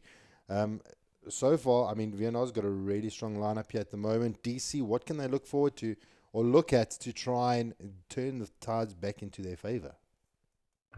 I mean, look, they've got a lot to play around with now. They've got an offlaner, they've got their carry, or their mid. You never know, Jug can go either way. So they've actually got a pretty open draft, but I think they're looking for supports. But if you look on VNR at the moment, they've banned out quite a lot of the supports here, and very good ones as well, very meta supports. So it's going to be hard for them to actually pick something. They've also got the Crystal Maiden, which, you know, they can't do the old pub combo, wombo combo of Juggernaut and Crystal Maiden. So I mean, I think they are going to be looking for that roaming support. Maybe the position 4, the one that roams around. It looks like they're going to take the Bane. Interesting. It's going to be a very hard game for that Bane. I mean, you've now got the Frostbite, you've got the hookshot as well as the Battery Assault. The X marks a spot as well as a Torrent. I mean, this is just like the hardest Bane game. If he gets a full duration Fiend's Grip, I'm going to be absolutely astonished. I mean, what other supports could DC actually jump onto? What other options do we have? I mean, we have a Warlock. I mean, we do have a Warlock, but imagine dropping the rock into the cogs with Clockwork. I mean, imagine the fun you could have. Yeah, the only problem with a Clockwork versus a Darkseer though is that sometimes, you know, you can kind of screw your own team, as in like you hook and Darkseer just vacuums your whole team into your own cogs, and then they are just able to do whatever the hell they want. So I mean, the Clockwork versus Darkseer can, you know, be a bit of a nuisance for the Clockwork, since, you know, your cogs become your enemy basically. But it does look like we are going to see the classic Shadow Fiend and Clockwork combo. So expected. Yeah, very expected. I mean, it's kind of like, okay, as soon as we see a Clockwork, we see a Shadow Fiend. As soon as we see a Shadow Fiend, we see a Clockwork ban or a Clockwork pick. But now it does leave them the option to actually take the Ember Spirit mid. Because, I mean, Shadow Fiend versus Ember, not the best matchup for the Shadow Fiend there. I mean, sorry, not the best matchup for the Ember Spirit. Yeah. So I don't think we'll see the Ember. I think we'll see a TA maybe. We are not seeing an Ember. I'm not the only one that can't brain today. Brain is dead. It's already the weekend. Brain is dead. It's not the weekend yet, is it? No, well, a couple of hours and then Oh wow, it's already Thursday. Jeez, this week's gone fast. Okay. Yeah. So I'm suspecting maybe a TA for damage control. I think that's really good. Nicely. Yeah, TA could work very, very nicely here. I would actually really like to see a TA, but only problem with a TA now is about the Kunkka, the Clockwork. I mean, yeah, sure, she can mull, but he's always going to be able to bring her back. Look, TA banned out. Like VNR is like in Jabba's head. They're like in Jabba's head. TA would have been a very good pick here, but it's also risky because you've got the Crystal Maiden Frostbite can reveal the Invers. You've got the Bring Back, so they've got a lot of catch for the TA, which is also quite a problem. But I'm sure anyone is going to face that problem now. It's going to be hard to, you know. Right. Well, I mean, we're looking for the last two pickups here for both DC and for VNR. Just a little mention. I think we should just say that for the side of Vienna, a couple of stand-ins here. I mean, Muzzy, unfortunately, he's ill at the moment. He's apparently in hospital or something like that, if I read in the lobby correctly. I don't know if he wanted the whole community to know that, but he was feeling a little bit ill. And go get him some flowers, boys. Go visit him in hospital. Yeah, I'm sure he'd love a little bit of a visit, but he couldn't play game 2, and Kotta couldn't make the game either. Unfortunately, having a power outage at his place, so he wasn't able to join either. So, damage control, they managed to round off their draft with Alina. You know, I'm kind of in a love-hate relationship with Alina. They've got so much set up for her, though. Yeah, Sand King stun, Bane sleep. The problem is it's Alina. Easy stuns. The problem is it's Alina. No, the thing is it is Alina. You know, but she's so squishy. I mean, she's just going to be like, say Kunkka, Crystal Maiden come gank her mid, she's dead. She's completely dead, like, every time. Like, she's just so easy to kill. Yes, she deals a massive amount of damage. That's one good thing about it. Have faith in the monkey. Have faith in the monkey. We saw his pack. I know. Conspiracy, I have faith, but don't have faith when there's a Kunkka and a Crystal Maiden and a Clockwork against a Lina on the map. And then obviously Shadow Fiend being the better option. Oh my word. Okay, so this is how this is going to work. We're going to have the Kunkka boat into Sven, into God mode, into goodbye entire enemy team. That is a disgusting combo. Oh, I mean, Clockwork Cogs with Shadow Fiend ulti is a disgusting combo already. Then you have a Kunkka as well as a Sven into that, and then Crystal Maiden, you know, just doing whatever on the sidelines. She's probably gonna die first, but damn. Well, they've got the aura. They got the armor aura from Sven. They've got the presence of the Dark Lord from Shadow Fiend. Yeah, from Shadow Fiend as well, and they've got the arcane aura, and then the rum buff from the Kunkka boat as well. This is disgusting, guys. Vienna are not playing fair, but I mean, I wouldn't count DC out of it just yet. I mean, they've got the Fiend's Grip. I mean, Sven generally going to pick up a BKB. Fiend's Grip going to deal with it really well. Let's just hope. I think a lot of it's going to come down to the positioning of where Bane is, and if she gets caught out. If she gets caught out, I think the team fight goes to Vienna. If the Fiends, if Bane can actually get off a full duration ulti, get that enfeeble off, it could go either way then. Yeah, Enfeeble's going to be great for... it's going to be great against the SF, but, I mean, he's going to have to choose very wisely who he nightmares and who he actually ultis, because every single person on that team, except for the SF, can cancel out that ulti. I mean, you've got the Frostbite, you've got the hook shot, you've got the stun, you've got the Kunkka. I mean, there's just so much... I mean, and what does Bane do? This is great. Sorry for interrupting you, but I'm actually watching in base. Vienna is trying to pull off this denying of the cogs. Duality is not actually hanging around to deny the cogs. They actually explain to him what's actually happening. And there we go. Leet starts getting those Necromasteries up. Only got 2. They're pinging out Duality. Come back here, my boy. We need you to deny that out. Oh, this is fantastic. Guys, I promise you. I think Duality's brain is not there either today, boys. Oh, oh wow, all right. That's just... He keeps walking away. What are you doing? Dude, stay. The ping war's coming out. Duality's like saying, I've had enough of this. Oh, Panda, don't give up. Oh, well, there we go. He get one this time.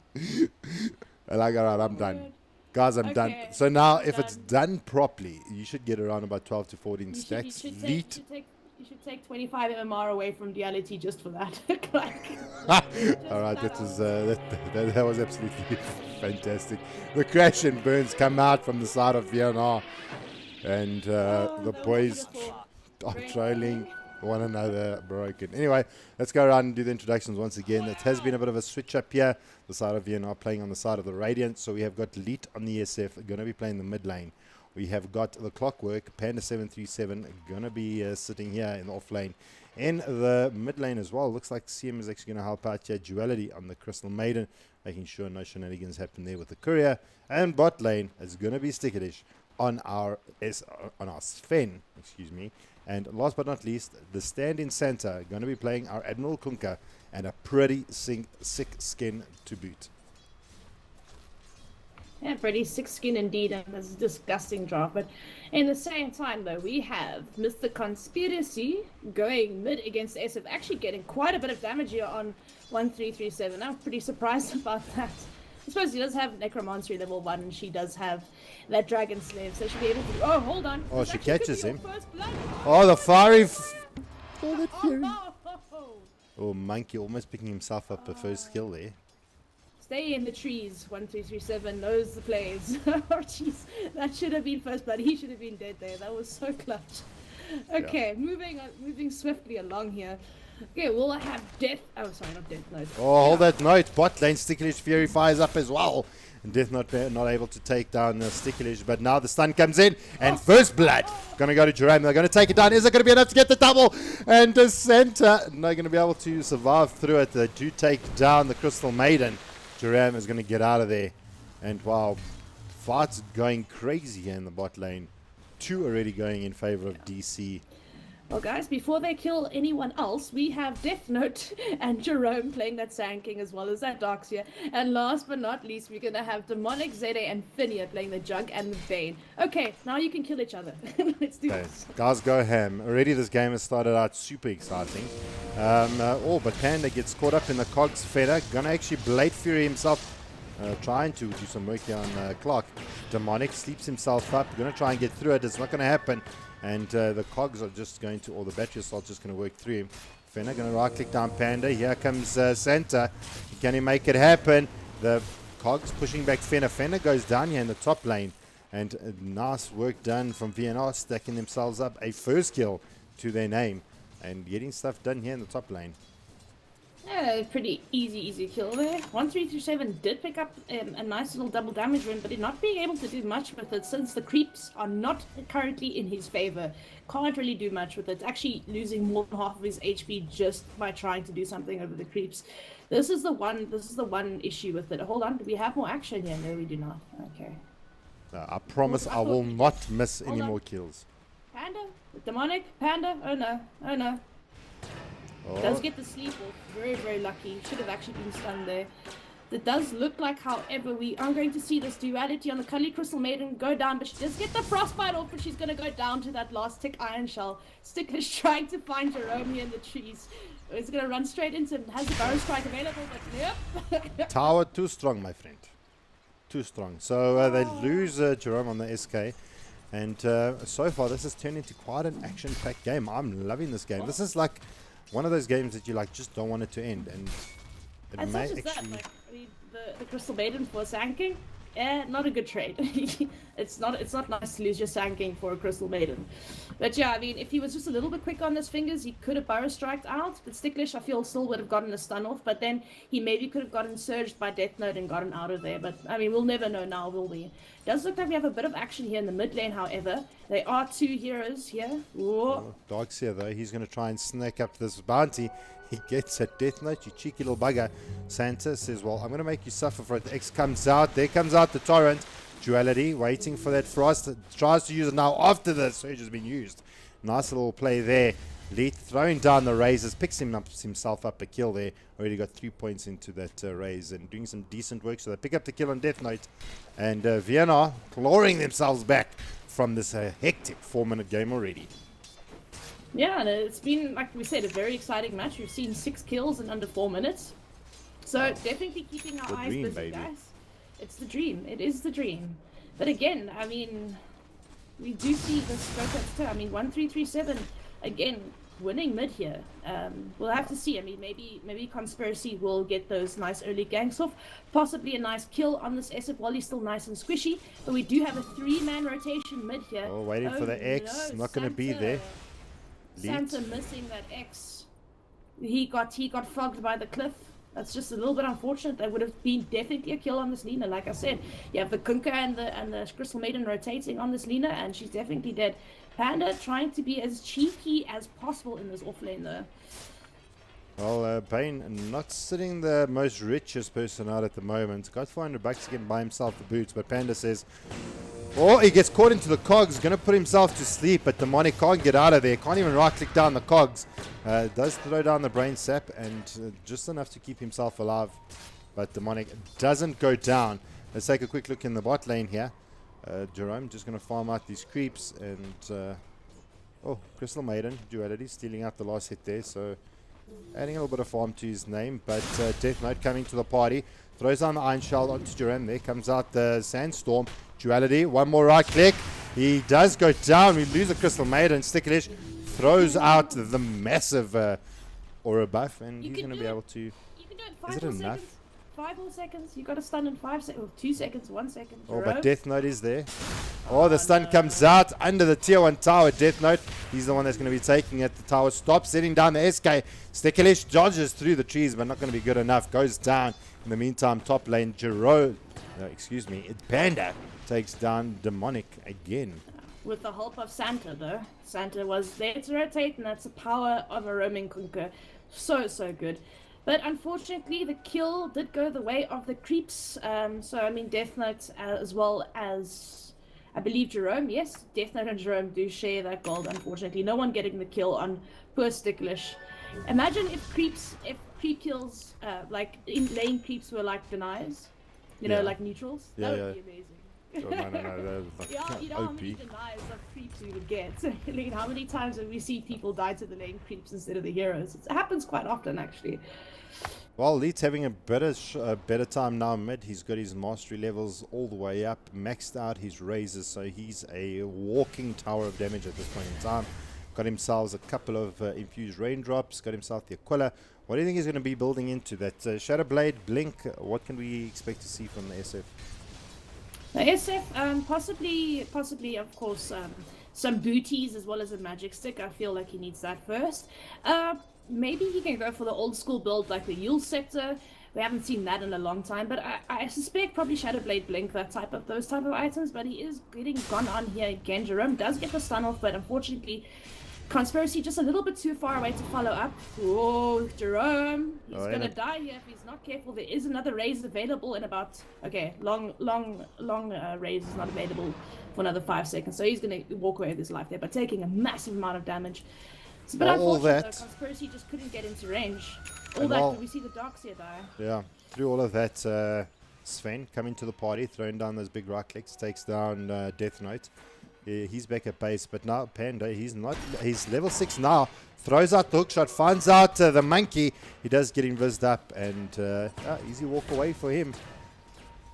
Oh, no reveal, no detection. Throws down the stun. Jerome gets the double stun off. Can they make it work? They throw out the Laguna Coil. Find Leeds. It brings him down. Demonic rocking up to the party. Immediately gets slown out here from Duality. And all of a sudden, Kunka. Here in the jungle. Is he gonna get he's gonna get caught with his pants down here. Can he get out? He has got TP available. They don't have any way to cancel it right now. They do. Oh, Vec! Can he get it? Oh! It's on cooldown for 10 seconds. Oh, that was. That's unfortunate. Oh, that was super. That Kunka left. I think that was like. The plays. Yeah. You know, often you complain, but guys, I was like 0.001 seconds from TPing away.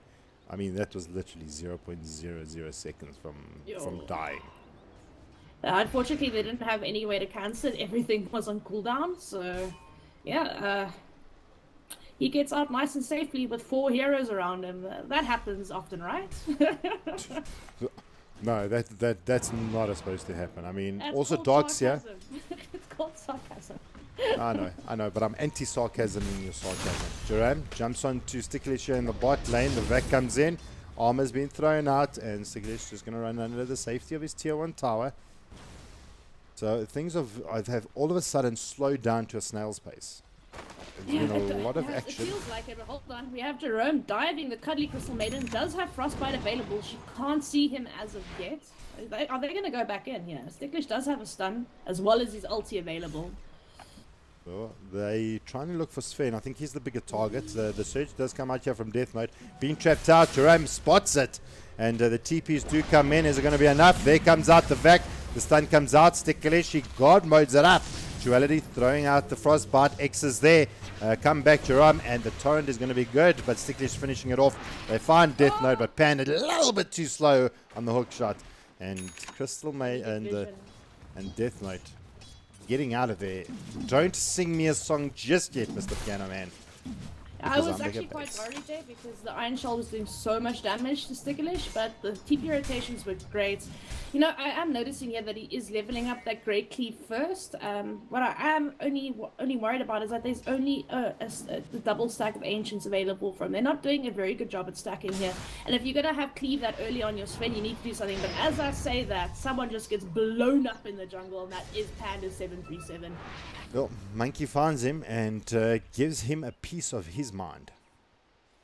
But I mean, Jugger's pretty much left uncontested at this point in time. What's Jugger got at the moment? Fenner? Easy. I mean, taking the casual tower by himself. You know, he's pretty much free farming here. Look, he's got 1,500 gold in the bank. I'm not sure what he's actually going to go for here. Maybe an early Diffusal Blade could be nice for him. Could be an option. Maybe even an early Blink Dagger would be nice for him here.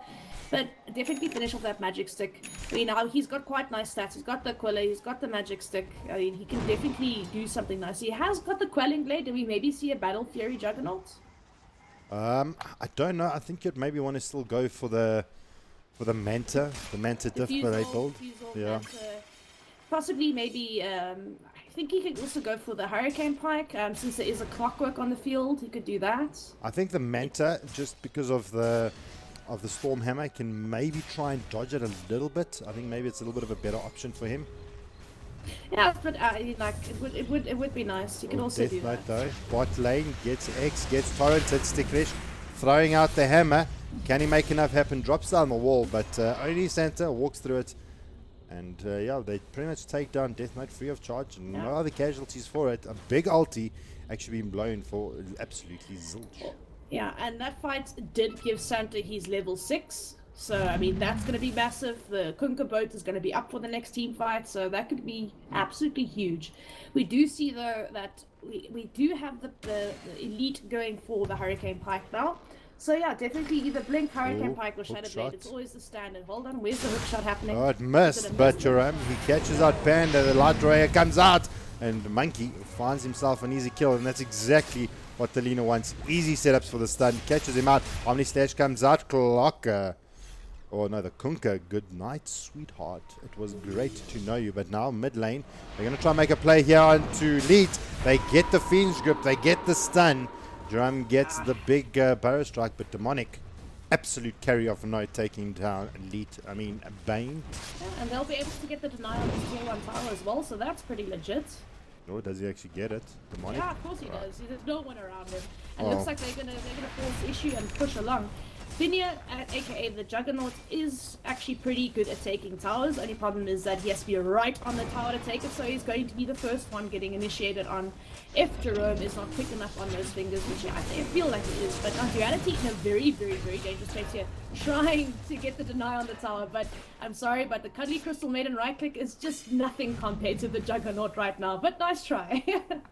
Oh, bot lane, they lost Death Note once again. I mean, they had quite a bit from VNR in the area. We might have some heads bumping here inside the jungle here of the Radiance towards the bottom lane. They actually turn around. They're going to just TP out. They may actually lose the stack here. Fenner going to be able to spot it out. Santa is in position. He's going to see the X. Doesn't use the Blade Fury to actually cancel it.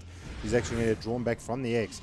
And now surrounded here from 3. Santa is going to go down to Fenner's right clicks. And now...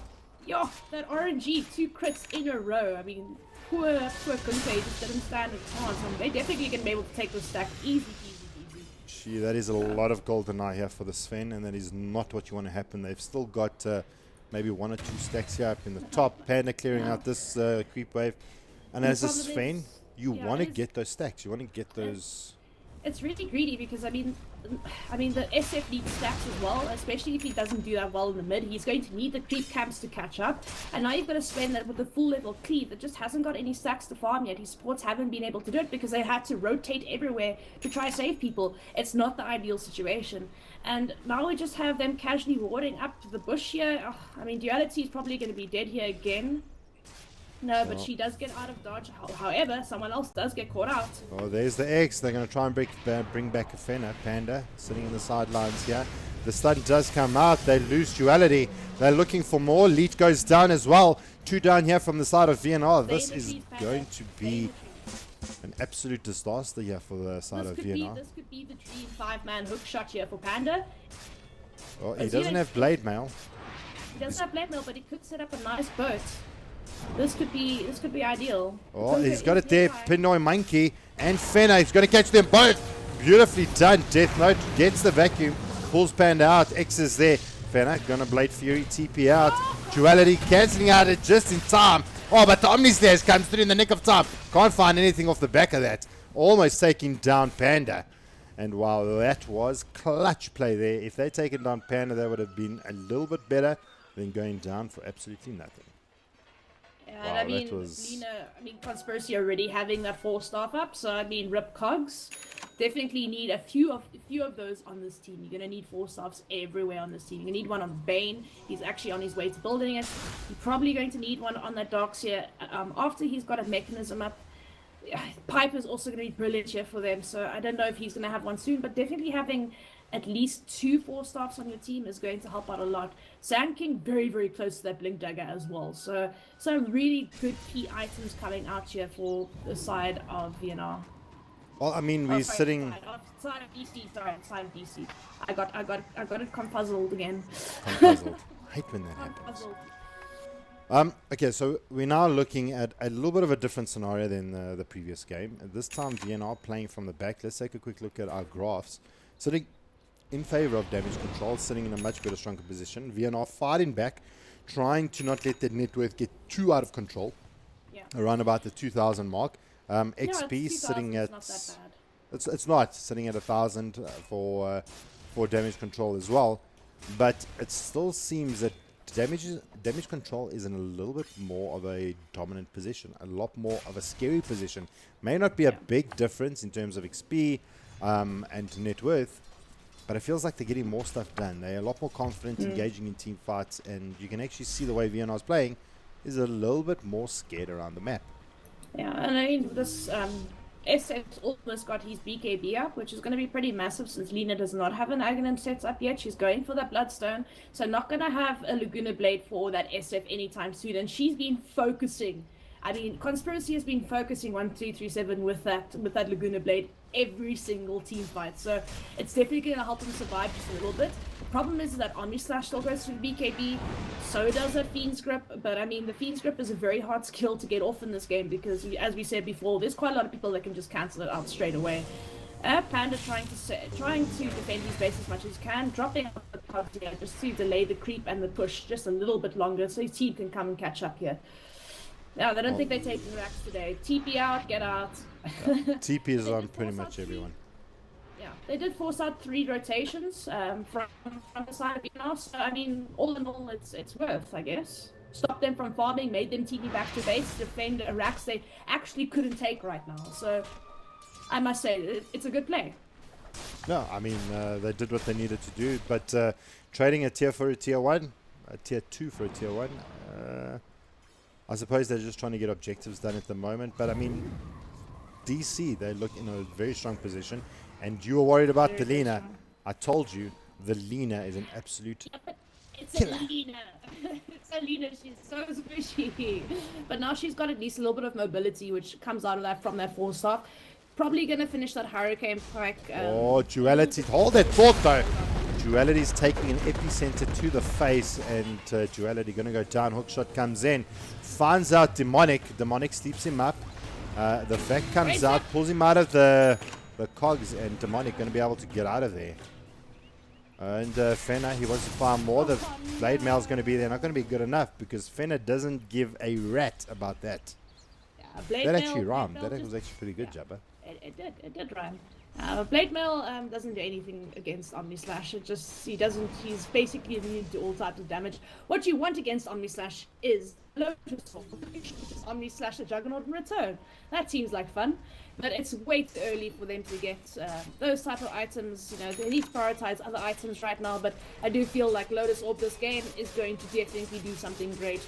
We have an Ether Lens pickup on the Kunkka. He's trying to build it up slowly. I feel like he should maybe just not build that right now and go for that Lotus Orb pickup, just so they can avoid some of the ultis. Maybe a Laguna Blade, maybe an Omni Slash. It is a great game for a Lotus Orb right now, and I feel like someone should be building it. Who would you actually put it on? The Kunkka. The Kunkka. Yeah. Instead of building that Ether Lens right now, you could change it into Lotus Orb. He's already bought the Void Stone. You just need to change the build. I mean, yeah, Ether Lens is great on your Kunkka, sure, it's amazing, but he's got decent enough range without Ether Lens. Sure, it makes it amazing, but I would rather honestly put a Lotus Orb on it right now. It gives him armor, it gives him regen, you know, it's a decent item. Plus, it can save one of his teammates from getting Laguna Bladed, deal the damage onto the Lena instead of her dealing damage onto them. You know, it can evade an Omni Slash. It's so good. You can double Fiend's Grip. I mean, Lotus Orb is a great item in this game. It really is. I could be wrong though. I could be wrong. I'm not God of Dota. I just say what I feel. What? I'm not God right. Of Dota. I just say what I feel. Come to my school, my young girl, and I will teach you. I'm teasing, but I do like the idea of the Lotus Orb. It's a It makes absolute sense. Putting it on the Kunkka, maybe you want to start seeing him go like a little bit of utility, maybe, but I suppose the Lotus Orb will absolutely do that for you. Potentially Yules, a 4-star for maybe something that can actually control out the side of DC. But regardless, Lotus Orb still feeling really good yet. But hold that thought, because someone's being very, very sneaky here. VNR, they're actually going to smoke up this 4-man rotation here. Don't tell me they're going to get you baited by an illusion of darks, yeah? Oh, Demonic, he walks Demonic into... Oh, he walks into an absolute monster of enemy teammates. He goes down, lead picking himself up that kill. Pretty easy, pretty simple. And this may actually open up the opportunity here for the side of VNR to actually jump into the pit. But at the same time, Jerome... They're committing a Sven ulti for this. There are mass TPs right now into the shrine. Can they stop this? Oh, Fenna gonna Manta up. Faking out the Requiem here from Leet. Fenna trying to get close. Actually gets the Burrow Strike off here into 2. There comes the Blade Mail. Leet gonna try and pop the Requiem. Doesn't. BKB's up. Fenna trying to close the gap here on Sven. Gonna heal up through the shrine. Runs away from the shrine. Goes down to the Omni Slash. And he is down. In the meantime, we get the TP in coming in here from Santa. He's going to go down. I don't know why he tried to TP in there.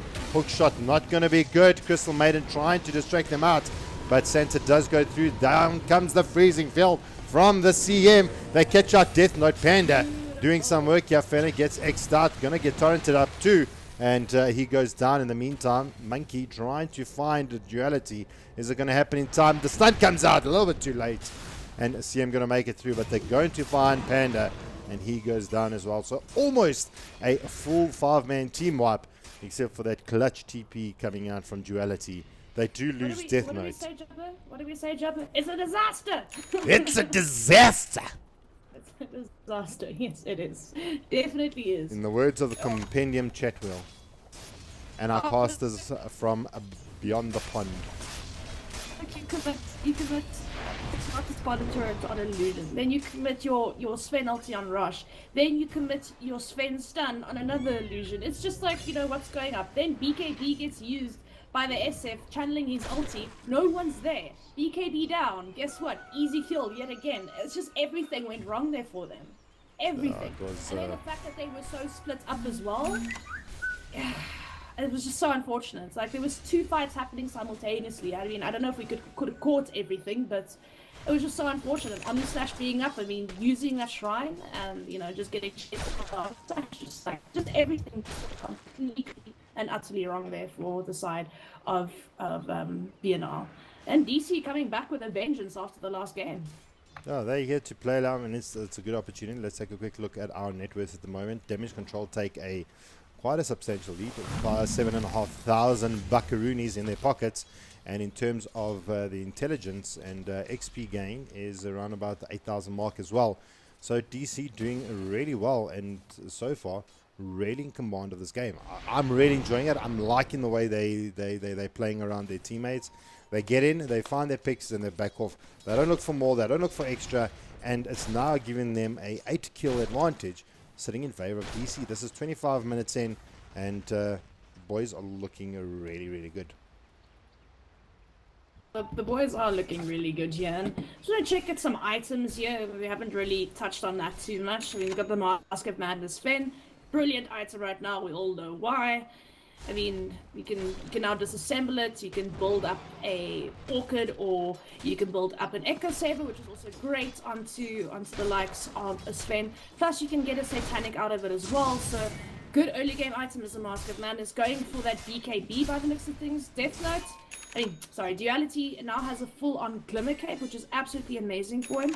Going for that Rod of Atos himself, looking for those braces. So, I mean, it's going to be nice on the Crystal Mage. He's going to have 2 routes to play around with. We do have the completed Ether Lens on this Kunkka now. Please get a damn Lotus Orb, Santa. Please. Look at the number of 4 stars on the side of Damage Control. Yeah, Damage Control need 4 stars. There's Clockwork. There's X marks the spot. There's so much that they need to 4-star away from. So I mean, it's just a good item in this game against the team of BNR. It really is. And then we have the early Diffusal Blade and Manta Style, as we predicted earlier. Jabba, aren't we good? I'm the juggernaut. You know what? Sometimes I just don't know. I mean, they should actually call me silencer because I steal intelligence. Oh wow, that pun was so bad, but it was good enough for me to laugh. Was it good enough? What I'm a little bit concerned about. Oh, the hook shot comes in, gonna catch out Pumas defender. Immediately he's gonna actually swirl himself back to victory. But Sticklish using our BKB, using our God Strength. I mean, that is a win. Absolutely. I think that was even a 10-second BKB. Yeah, baited BKB and of course God Strength, definitely worth. I mean, Yeah, that was a if 10-second BKB. why That not? hurt. Yeah, that's a fresh BKB. Gone to waste. Absolutely worth. Sticklish, Oh, Sticklish. Jerome. Ooh. Pops the shrine. What? Oh, they are Everything's juking. going wrong. Okay, so what DC has just done is they have did it, just they did it. jabber baited Sven completely. Okay. They baited out his ulti, his BKB, and a shrine. Guys, this is not happening. Wow. Oh, Okay, Sticklish, my man, that I feel- really hurt the it side feels- of. Oh, feels this bad, calls man. for a moment of silence, and it feels bad, man. Oh, that must have. Jeez. Yeah, and right. So Oh no! He's seeping into a shrine. Oh Oh. no, Santa, why? yeah, he goes down. Sven comes in, doesn't get the storm hammer off in time, and Monkey picks up the kill there on good old Kunkaruni. And this is going to be the side here for DC to jump in the pit and start getting that Aegis up. They throw out the rocket flare. Do they have enough? Panda trying to line up that hook shot. Is it going to be enough? Do they have enough to actually follow up on this? And I don't think VNR have what it's going to take. The Kunka is down. A lot of their team fight does not exist. You TP into a team that's rushing. Did with you see no that? Vision. This was a body block here. Into Bane and Lina, like, it just doesn't get worse than that. Yeah. There's no one there to back him up. I mean, shame, poor Kunka. But at least he's going to be up for the high ground defense. Okay, But it's I going just to be a wanna- hard one. I just want to go back to Rosh quickly. Did you see what the SK was doing over here? The SK and I did not. I was and the dogs focusing here. on. So what they were other doing is they were people's- blocking here because they knew the clock was going to come in here with the hook shot to try and steal the Aegis. I thought that was just next level plays here to prevent Some that smart that plays. snatch. So yeah, just like small little things like that. Absolutely wonderful to see. DC is hungry and they want revenge. And this game is theirs to take. I mean, they're at a 10,000 gold net weekly. Stop walking into cogs for no reason. Jeez, can you? Well, the torrent. You know, like this game has been hilarious in a lot of ways. It really has. It started off bad when the cogs didn't get the deny. Jerem jumps in, catches out two. Sven jumps in on the back line. He's going to make easy work. No, not even easy work of Demonic. He's managing to get through it, but now Death Note caught up in the cogs. There comes out the Omni Slash Requiem, about to be blown up, and there it is. Fenna is down, Demonic is down, the Freezing Field comes down as well. Jerome, can he actually make it out of there? Stormhammer gonna finish him out, and now Fenna trying to spin to win it, and Monkey gets the stun off, doesn't actually connect. Sticklish trying to run away. The Frostbite comes out, Fenna gonna mentor out of it, gonna get torrented up, and he's gonna go down as well. Sticklish picking himself up a triple kill in the meantime. Beautifully defended here from the boys of VNR. And DC just not having enough to get done what they need to get done. Well, the Wombo combos commenced, and they played it out exceptionally well. I mean, Santa and, of course, Sticklish just on point there with everything.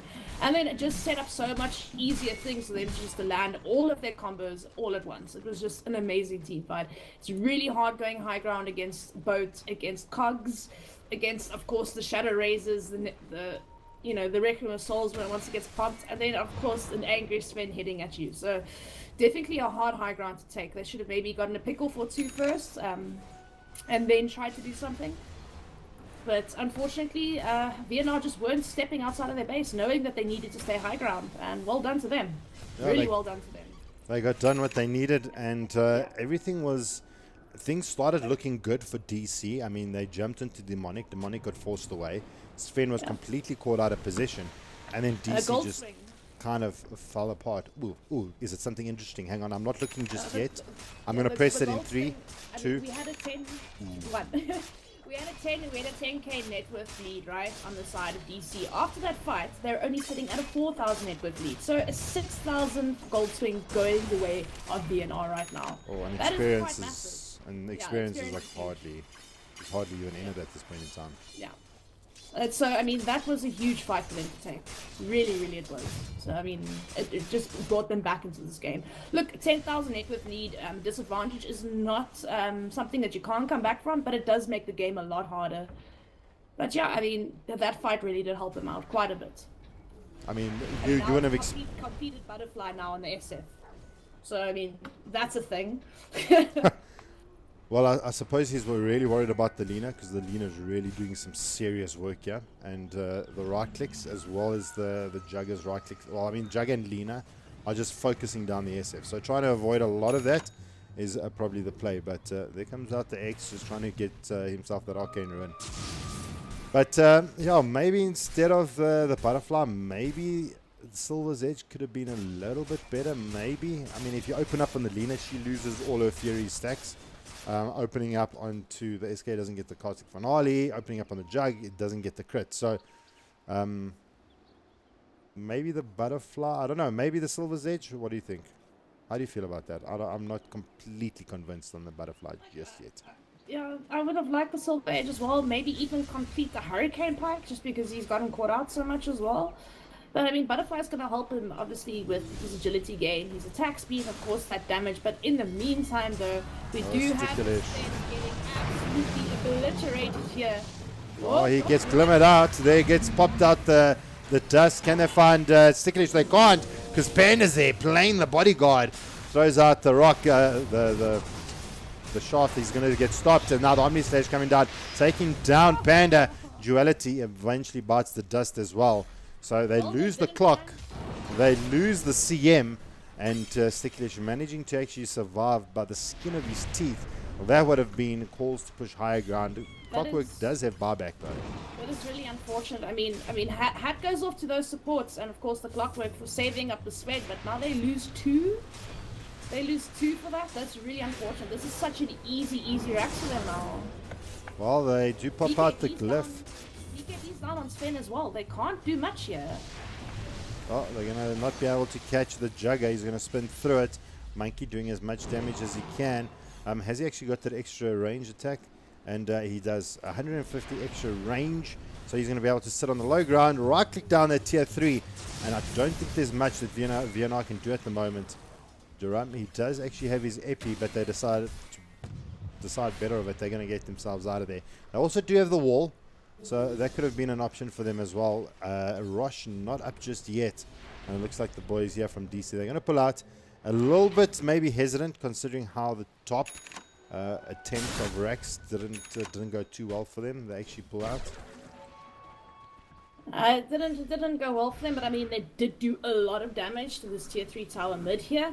I mean, that's just one more push and that's gone, and they can take the shrines. So I mean, it's definitely worth. And I mean, like, the gold swing is slowly going back to the favor of DC, but I mean, they really do need to pick off 1 or 2 heroes before they can push the high ground. And okay, they did, obviously they did, but fortunately very low cooldowns on these 2 heroes. So I mean, they were back quite easily, and if you have the main heroes there to defend the base, it's going to be a lot harder. So get the main heroes out, try and catch them off guard while they're farming, do a smoke, something, and then you can easily take a Rax here from the side of VNR. I mean, maybe even force a buyback from say the SF or the Kunkka or the Sven, and then go and kill them again, and then you have a free Rax, because I mean, as we all know, 8 minutes cooldown on buyback, it's quite significant. It makes a huge difference. So definitely try force something like that out. Oh yeah, absolutely. I couldn't agree with you more. And I mean, things the way that are going, I mean, I see SK's actually picked himself up a Jules, not actually going for the Ags.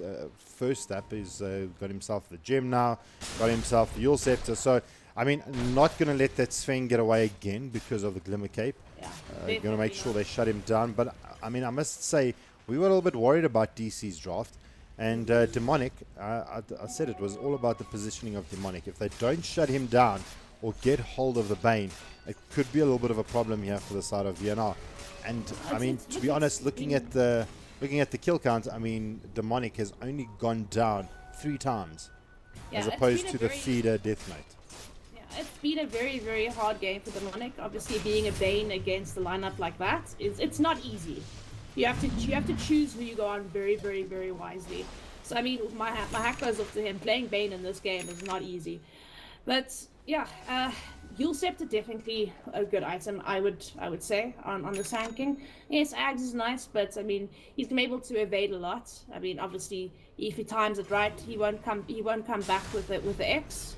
So I mean you will come back, but if you time it right, and if Kunkka hasn't glimpsed you back when he so chooses, you can try evade it with the Yule Scepter. It takes very very quick fingers, because I mean it doesn't remove X, but I mean you never know when that guy's going to bring you back. It's just like advantage of playing Kunkka. My issue is the later this gets, the more that it's in VNR's favor. I mean you have an SF, you have a Sven, you have a Kunkka that can transition into a carry just by building crit or whatever it is. He is now leveling up to Tidebringer, which is quite a massive cleave, so any damage item stacked onto that can do quite significant damage, of course, in a team fight. Crystal Maiden, yeah, she scales okay late game. Clockwork scales pretty well late game as well, but he does tend to fall off just a little bit. But yeah, on the other side of the coin, we have Alina, who's great late game. She scales exceptionally well. Jug, obviously, the carry. Bane. Ooh, the hook comes in. Sorry, but Panda. Oh no, but SK gets out of the cogs. I think he tried to epi. It actually never went off. There comes another torrent, and Leet blows him up with the Mozart of Requiems, and they do lose Permas to SK. They're trying to see if they can farm more. The X does come out here from center. The Omni Stash is going to be there. Going to bring down Kunkka. Sticklish, he could be in a little bit of trouble here. They're looking for more. Lena on the sidelines. Going to throw out the Dragon Slave. Lead to trying to make sure that he doesn't get involved. Sticklish pops out BKP, pops out Guard Strength, and now the side here for DC, they're going to have to back themselves off. They've lost the SK, but VNR, they have lost the Kunkka. So things kind of back. Position 4 for position 4, so even trade. But I mean, that hook shot. Yeah, that hook shot was great, but it could have been a lot messier. It really could have. Wow, Yeah. Panda, I must be honest, that was unbelievable, because Sand King was actually like popping his poison into all the creeps, waiting to pop them off. As those creeps died, the shaft came out and just absolutely found poor Mr. SK and took him down. I mean, that timing was absolutely magnificent. Magnificent. Absolutely magnificent. Yeah. Ooh, the second rush is available. Who's going to take this now is... It's going to be super important. Well, it looks like DC, they want it. They're going to jump in this Fed. Quite an important item here on the Jug as well. We've got that MKB, so he can go toe-to-toe with this Juggernaut. I mean, toe-to-toe with the SF. He is trying to build up that Abyssal Blade, which is going to be massive, coupled up with his ulti, because he can, mid-Omni Slash just Abyssal Blade you. So that's going to be a lot of fun as well. They're going to have to be very, very cautious here, because I suppose both teams are good at contesting Rush, but I just feel like the VNR side, a little bit better at contesting Rush with Kunkka Bird. Demonic, he finds out Duality. He's going to get torrented up. Drops the Frost, but the X is going to be good. Going to bring him back. They're going to lose Demonic now. Duality is going to glimmer himself up. He's going to get away, but there comes out the Omni Slash, taking it up with 3. But now SK jumps in, trying to make magic happen. There comes the coil, and the wall is down. Lee throwing out the Requiem. Still going to go down to the right clicks here of the Monkey, and they lose it. Sticklish, he's trying to fight the Monkey one-on-one here, and Sticklish gets off the hammer. Going to try and chase him down. In the meantime, Sensor, he goes down eventually. Back here to this fight between Monkey and the Sven. This is... Sticklish, I just like going toe-to-toe here. Oh, but Monkey once more. He throws down the stun. This could be it. Sticklish goes down. Monkey picks up the kill. The Frostbite comes out from Duality, holding the SK in position. And this could be the moment of truth. Leet does have bar back. Hasn't bought back just yet. Sven has. And now the side of DC looking to push high ground. Could this be the first tier 3 tower for the game? This is going to be super interesting. And it could be, because BKB is down for Sven, and so is his ulti. There's not much he can do here. He's gonna just try and stun creeps, because I can't do anything else right now. You literally can't do anything about this. 90. Oh, the hook shot is there. Going to catch out Fenner. There comes the stun for Joram. You're going to just keep Sticklish at bay. Panda throwing down random cogs, but now jumping onto Fenner. BKB up. There comes the Light Ray. But Joram throws down the Epi, catching out 4. instantly uses himself, but Duality having a field day with the storm that he's bringing. Buddy, this ain't Cape Town, boy. And, It ain't the same Cape Town. Yeah, but that's an easy, successful Rax. All you lose is an SK. And guess what? You're back at almost a 12k net with lead, where they were before. But the call is for them now to try take on Rush. Sicklish. BKB's down for 20 seconds. He's got God's strength enabled, so, I mean, well, he's going to. So maybe they can do this. This is very risky. They just lost a Rax. They just bought back on the Sven. If he goes down here... Yeah, this is GG. But they also need that change. But Sante gets spotted out. The Fiend's Grip is out. Demonic, you beauty. They take down the Kunkka. They do get the Aegis. They pick it up onto the Sven. The illusions get stunned out. The wall is down. The rod is down. They're in the cogs. Panda trying to get out of there. Lee throws down the Requiem, but the hookshot comes in to slow down Monkey. Death Note low HP. Demonic low HP. Is it enough? They lose Leet. Still do have bar back, but now Sven coming back in. The Aegis is down on the deck. All still alive here for DC. Can they have it? They do get the bar back on the Kunkka. They're trying to defend bot. And Sticklish, it's going to be enough. They get the kill. And all 5 still alive for the side of D, frickin' C. And Kunkka and SF. Buyback on both of those. Yes, Kunkka, SF. And no buyback on the Sven. So... time to push. Aegis is down. There's no more Aegis. And... who took the cheese? I didn't even see that. It could have actually been used up. I actually also didn't spot it up, but Fenner, he's leading the attack. He's sitting up there on the high ground. Does have his Manta available if he needs to dodge something. Duality gets the Rod of Atus out. Going to Manta through it. Joram finding the double stun. And Kunkka taking a huge amount of damage. Eventually gets the Laguna to the face. And DC, they're doing it for the boys. They're going to the last lane of Rax. BKB popped out here from SF. But Demonic says, I don't care. And they have to use the Rod of Atos, the hook shot, to try and cancel down Demonic. They cancel out the freezing field. They lose the SF. Monkey's right-clicking like a beast, and they lose the CM. No one down for the side of DC, and they take it. 0 losses in that engagement. And now, just for the fun of it, Panda pops his face in.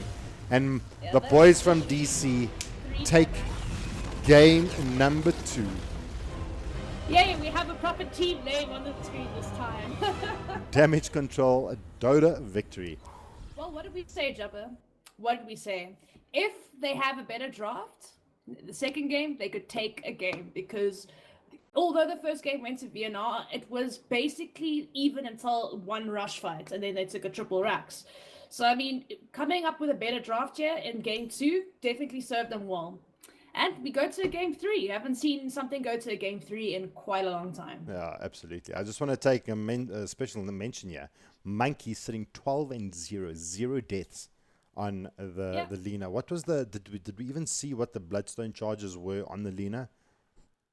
Yeah, I don't know. At a point it was like a 30, but I mean, Conspiracy, like I said, he's got the highest MMR in this game, 5.5. It definitely shows in a lot of the styles and ways that he plays. I mean, the other stand-in Duality, he's supposed to be 5k. I honestly don't see it. Especially if you don't know to deny cogs with the SF combo. It's kind of, you know, it doesn't make sense. That was quite funny. But well, we're gonna head off into game 3. I think that's it. We'll continue with the next game. So, guys, it is now 10:20. We'll be back very shortly. If you want to go and grab a drink, you are more than welcome to. We'll probably be back in the next 5 or so. So, yeah, we'll see you guys then. Definitely. Game 3, boys. Hoorah. 1, 2, 3, your heart started beating. The room stays quiet, but inside I'm screaming. Do I feel alone? I don't have a clue. Will you love me? 'Cause I love you. Oh,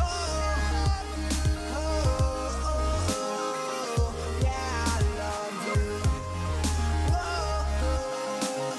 Will you love me? 'Cause I love you.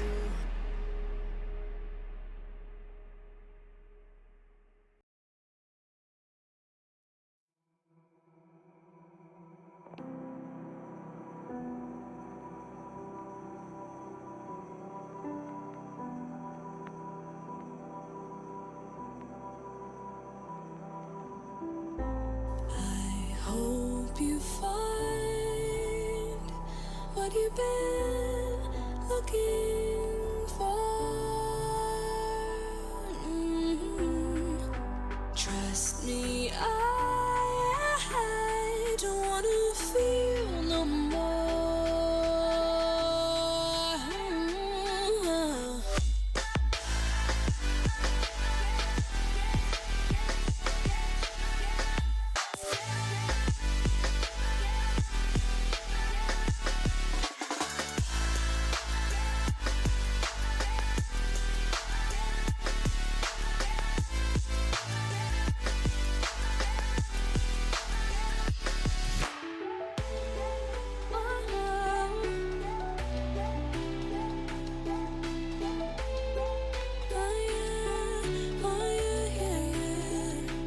Never mind, I'm thinking out loud before we draw a crowd. Reel it in, take it easy, there's no need to scream and shout. As far as I can see, my head think it's time for you to leave in peace. As far as I can see, my head think it's time for you to leave in peace.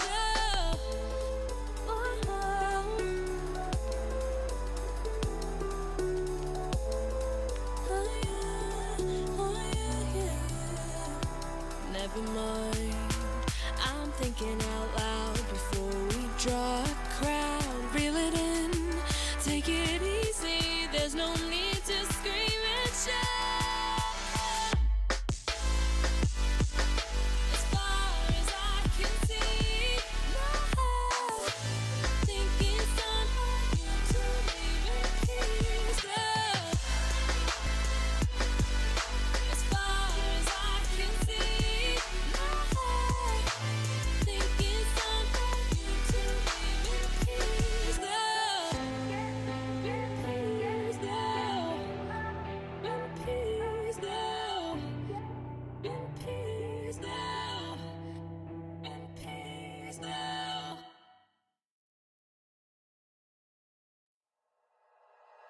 Like you, be strong to hold the powers of the sun.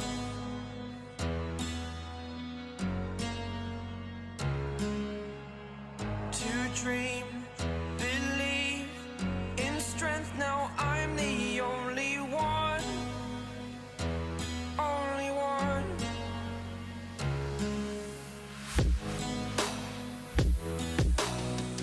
I was an ordinary boy until I broke the rules.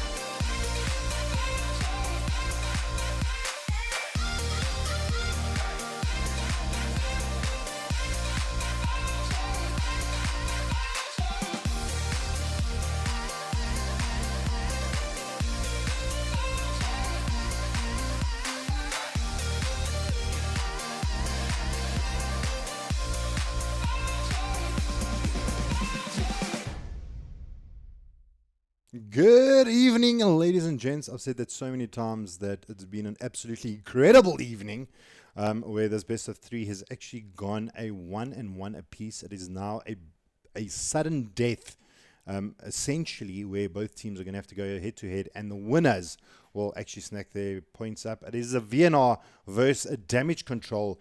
Who would have thought it would have gone to a game 3? But we are here, and we are going to do it. The time is 10:30.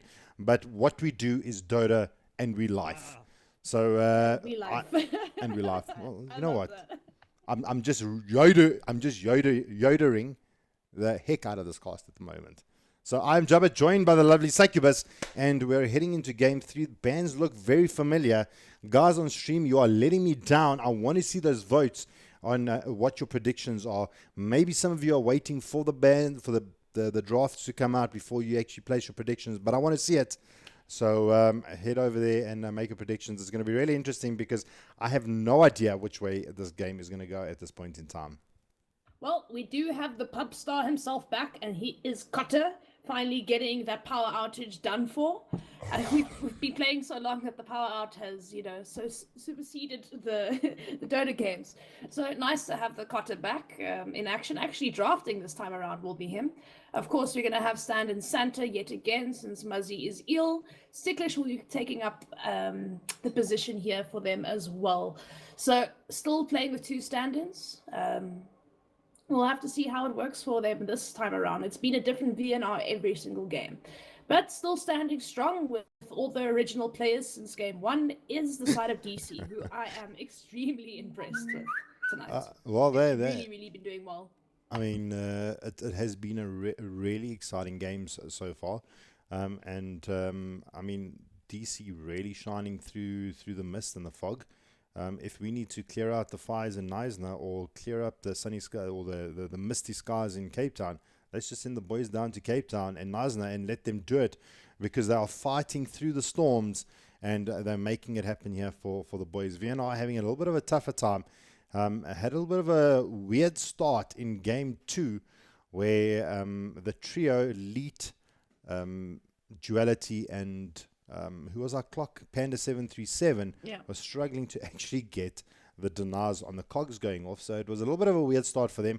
And I think it's just... I believe Panda was in that game. In that game, it was... Duality was on the Crystal Maiden, Panda was on the clock. And the first game, though, Duality really did play well on the Tree and Protector. I must say my hat did go off to him in that game because he made some epic plays, but falling quite short in the second game, especially as you were saying with the clockwork and the SF, just like keep running away from them trying to deny the cogs. It was just an absolute disaster. So, but yeah, I mean, we don't see him this game. We're gonna see him being replaced by the one, the only Cotter, but have to be interesting to see what he's gonna play this time around, because Cotter, very good at mid, very good at carrying. 1337 also good at carrying, and also good at, like, I feel like he's just a better support position 4, position 5 player. That's how I know him, the position 4 player. So I just feel like if they put him in that position this game, since Kotze is back, they will have a lot better success. So you know what I mean, though, because Sticklish is not known as a carry player, and I mean you can see it when he does play carry. His last hitting is really good; it's on point. Medusa game, he had something ridiculous like 46 denies with the most CS in the game. So his last hitting is great, but when he does get into a team fight, he kind of plays like a position 4 where he has to get in first, whereas a carry you mustn't get in first, and you can't press all your skills all at once as a carry player, that type of thing. So it feels like he's a bit hasty when it comes to doing that. Maybe just not used to the role in this type of setting, which is fair enough because he doesn't really play. For me, just put him where he's best at position 4 and let Cotter and 1337 carry the game. That for me would work perfectly. Well, the clock does appear for this time around for damage control, so damage control get their hands on the clock. Can we expect another SF here for the side of DC, or do you think it's going to be maybe something different? Are they going to try and exploit that cogs that the side of Vienna tried to pull off in game number 2, or do you think we're going to see a completely different mid? Because at the moment, Monkey has been really, really good. on his mid Yeah. plays and the heroes. I mean, the last game he went 12-0 on the Lina. It was in like the, 15, yeah, it something was- ridiculous like that. so And then in the puck game, he only died once or twice as well. So even though they lost that game, his first death was like 30 something minutes. So he's Conspiracy's been doing well in this. Look, I definitely feel like the SF is still an option here. No one's banned it out. No one's picked it yet. So definitely Clockwork SF still works brilliantly every time. The one difference, though, is the Darkseer is gone. So there's going to be no enemy Clockwork cogs because the Darkseer really did well in the last game against the Clockwork, vacuuming people into his own cogs. So they just land these combos, Clockwork kind of putting his team at a detriment, not on purpose, but I mean, that's what Darkseers can do. They can turn your cogs against you. So, I mean, definitely at least banning that out against it is a good decision. Banning out the Sven here, obviously don't want to deal with that again. But yeah, I mean, oh no, but look what does go through. It's been banned. It's been banned every single game, and this time the cancer is here, boys, in the form of the Venomancer. oh my gosh, do they even just Jabba? pick up a Zeus or a Bloodseeker just to like have fun? It's disgusting. I mean, Abaddon is a gross pick already. I mean, off-lane Abba. There's just, actually, it can be a carry Abaddon or a position 4 Abaddon. Never know. But a Veno, that is disgusting. And what's nice about this hero is the fact you can put him mid. You can also put him as a position 5, and he's still going to be effective. As we said before when we spoke about him in the first game, that full level Plagueord, it's just not fun to deal with when you're trying to push a lane. What's brought him back? What's brought him back into the meta per se? Because before, I feel like it's his skill set. It's his skill set. Also because of vision. There's What's a lot of changed? Night Stalkers What- being picked. I what's just feel like there's more aggressive heroes these days. So Plagueords is nice for anti-push. It's also nice to stop blinks. It's nice to put just randomly on the map to spot out rotations. It's a really good hero. And all you need to do in a team fight, even if you die, is get your Poison Nova off. Put some Plagueords down, get your Poison Nova off. If you're lucky, you get a Venomous Gale off as well. Your team is going to take a huge amount of damage.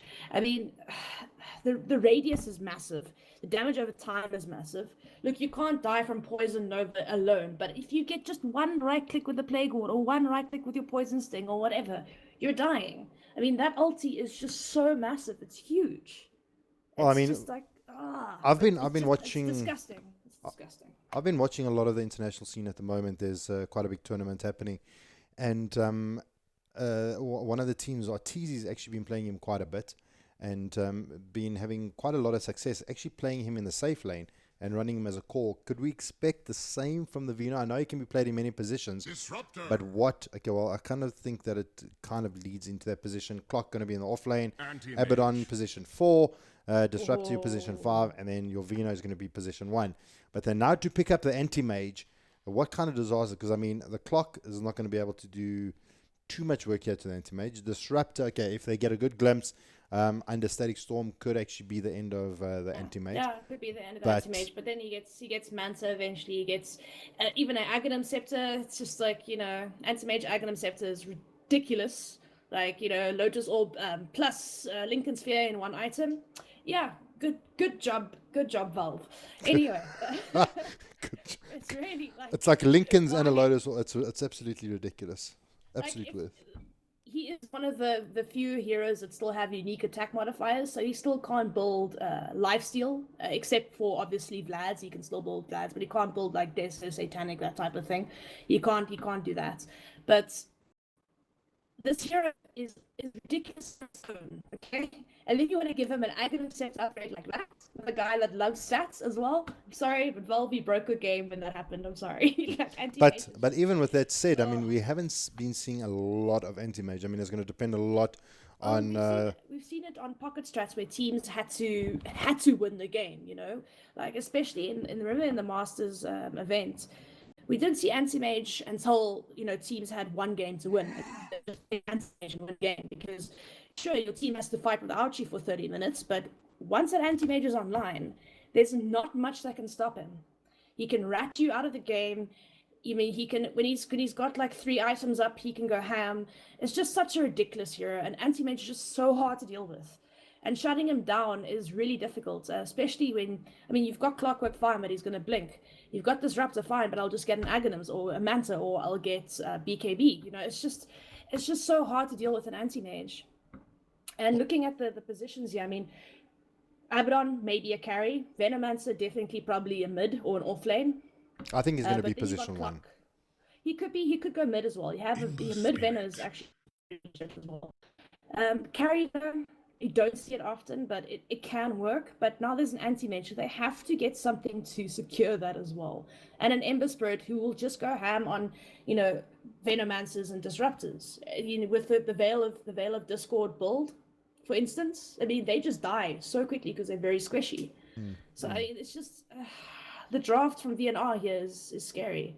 And then you have tankiness to deal with as well, like the Centaur. I mean, we didn't even speak about the Centaur, but he is so hard to play. Like, he just tanks the world, and you just take so much damage from doing anything to him. You got the Sustain in the form of the Treant Protector, Earth Spirit, who's notoriously hard to catch, and Anti-Mage, who's notoriously hard to catch. Then you've got Stampede to follow that as well. It's going to be a hard game. Sniper, it's nice, it's cheeky, but, I mean, they've got so much catch for the Sniper. My money's always on a sniper. Absolutely. And the thing is, what's nice about a sniper as opposed to an anti-mage is the early parts of the game, absolutely so difficult to deal with those that shrapnel. Really does wonders against slow. Look, they do have the Stampede, so they're going to have that little bit of extra mobility. But I mean, looking how it's going, I feel that if VNR don't get things done without the anti-mage, it's going to be a big problem because anti-mage is going to have very little time to farm. And the side of DC, they look like a team that just wants to engage. I mean, they got the clock. Yeah, but I mean, look at the Ember Spirit though. You've got Ember Spirit that roams, Crystal Maiden that rotates in, Tree that keeps healing you, Centaur that completely just devastates a Veno or a Clock or a Disruptor. You know, sure, you got Glimpse, but I mean, you can only choose to glimpse one of them. Then what? And you're dead. Well, I mean, when they start getting tanky enough, and you know the magic resistance on this team as well, it's just like it's not going to matter. It's going to be a very hard game here, very hard game indeed. Yeah, I'm sure they've got brilliant high ground defense. They've got plague wards. They've got shrapnel. You know, they've got a million ways to defend high ground, but it's going to be very hard here. But well, okay. Well, the game's beginning. I want to hear your prediction. My prediction, just on draft alone, VNR.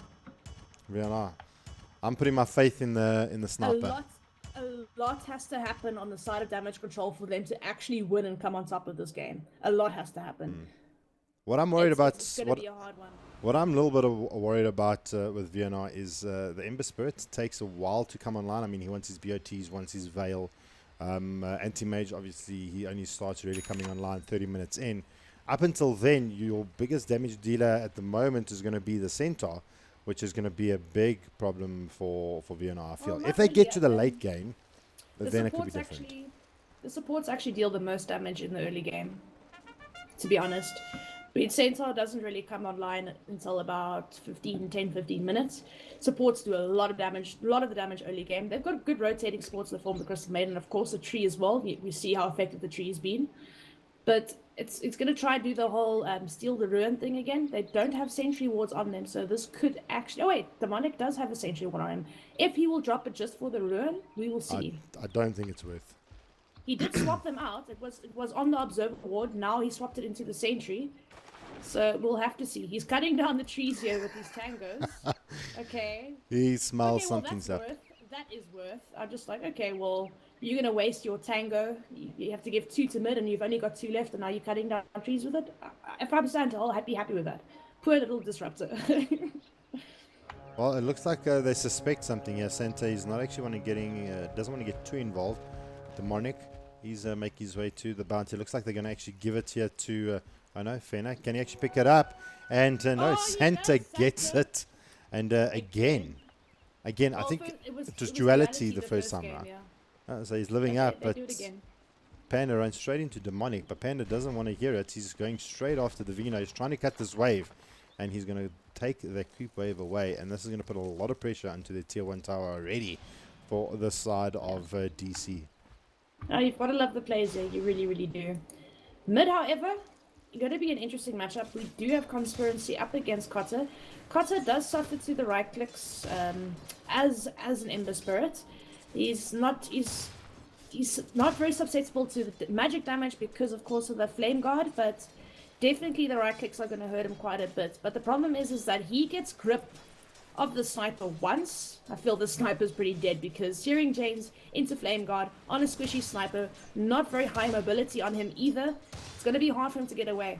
And of course, the tree's going to be able to heal Cotter if he needs to dive the sniper. So, very easy kill there. But Death Note taking an inordinate amount of damage here. 1337 going ham on Jerome as well.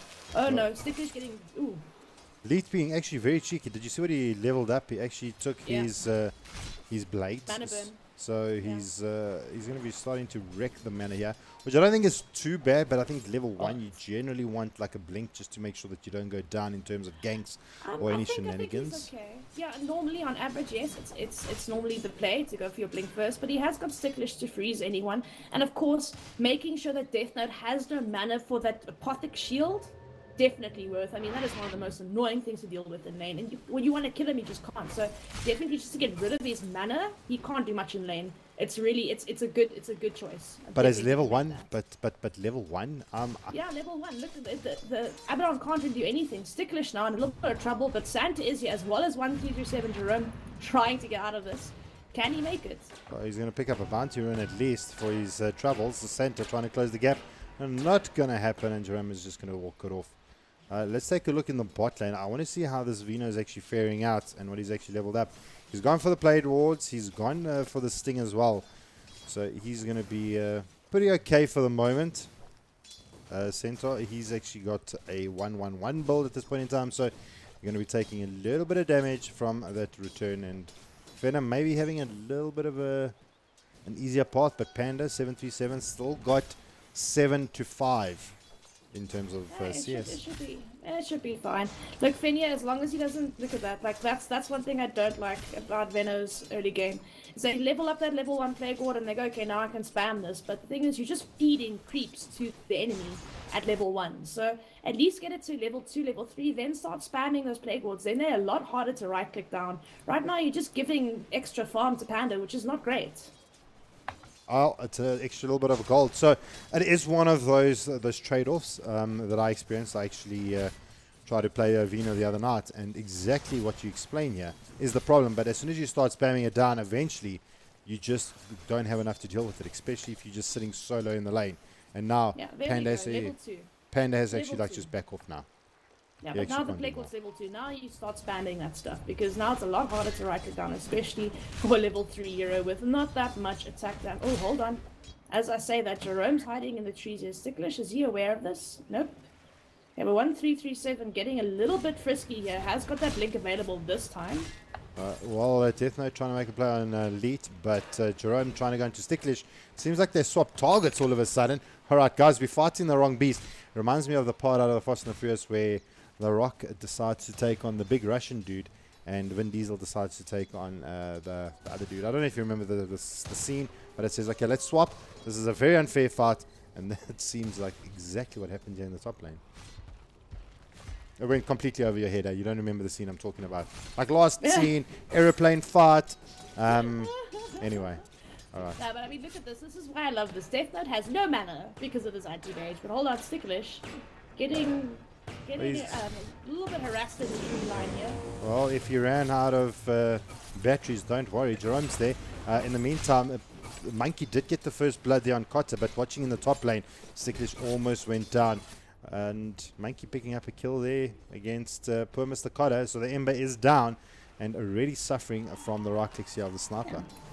It looks like two shrapnels were used to kill him as well. So probably getting a little bit cocky onto the sniper. Maybe taking a little bit of chances there and then just getting too close for comfort. And he was able to get him down. And I mean, obviously, didn't even have to use the assassinate, which is quite scary. But look at this. Look at this. Oof. This is ridiculous. Oh, wow. Oh, good dodge coming out from Cotter.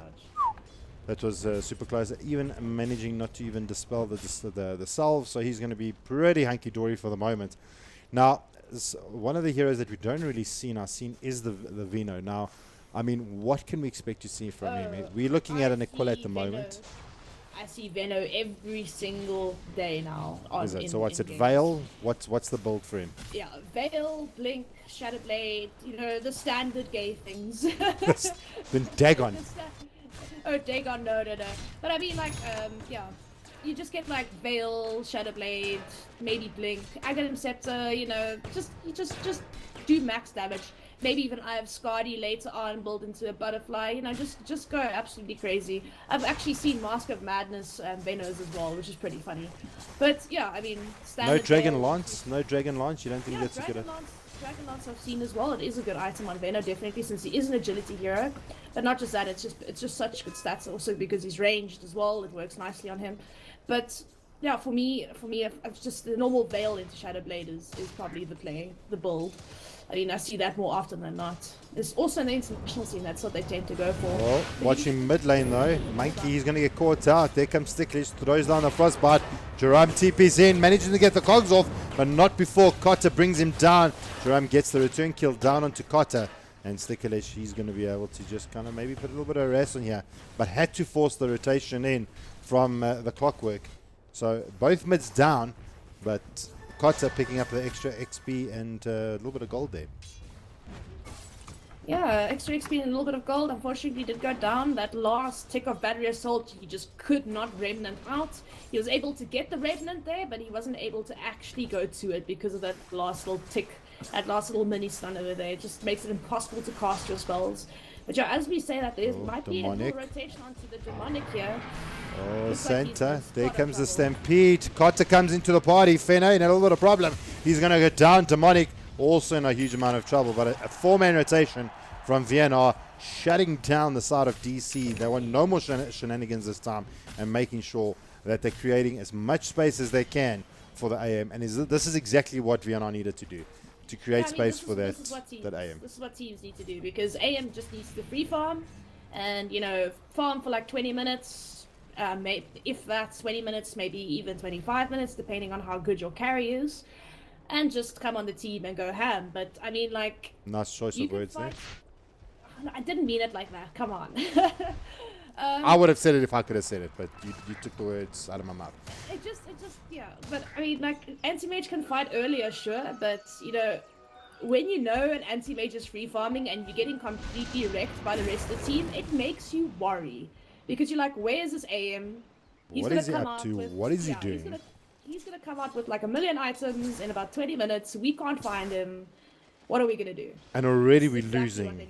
And we're already losing to the fall. We've got a free farming anti-mage to worry about. So definitely the play. Definitely something they need to do. And I mean, they've got the heroes for it. I mean, they've got Crystal Maiden, Ember.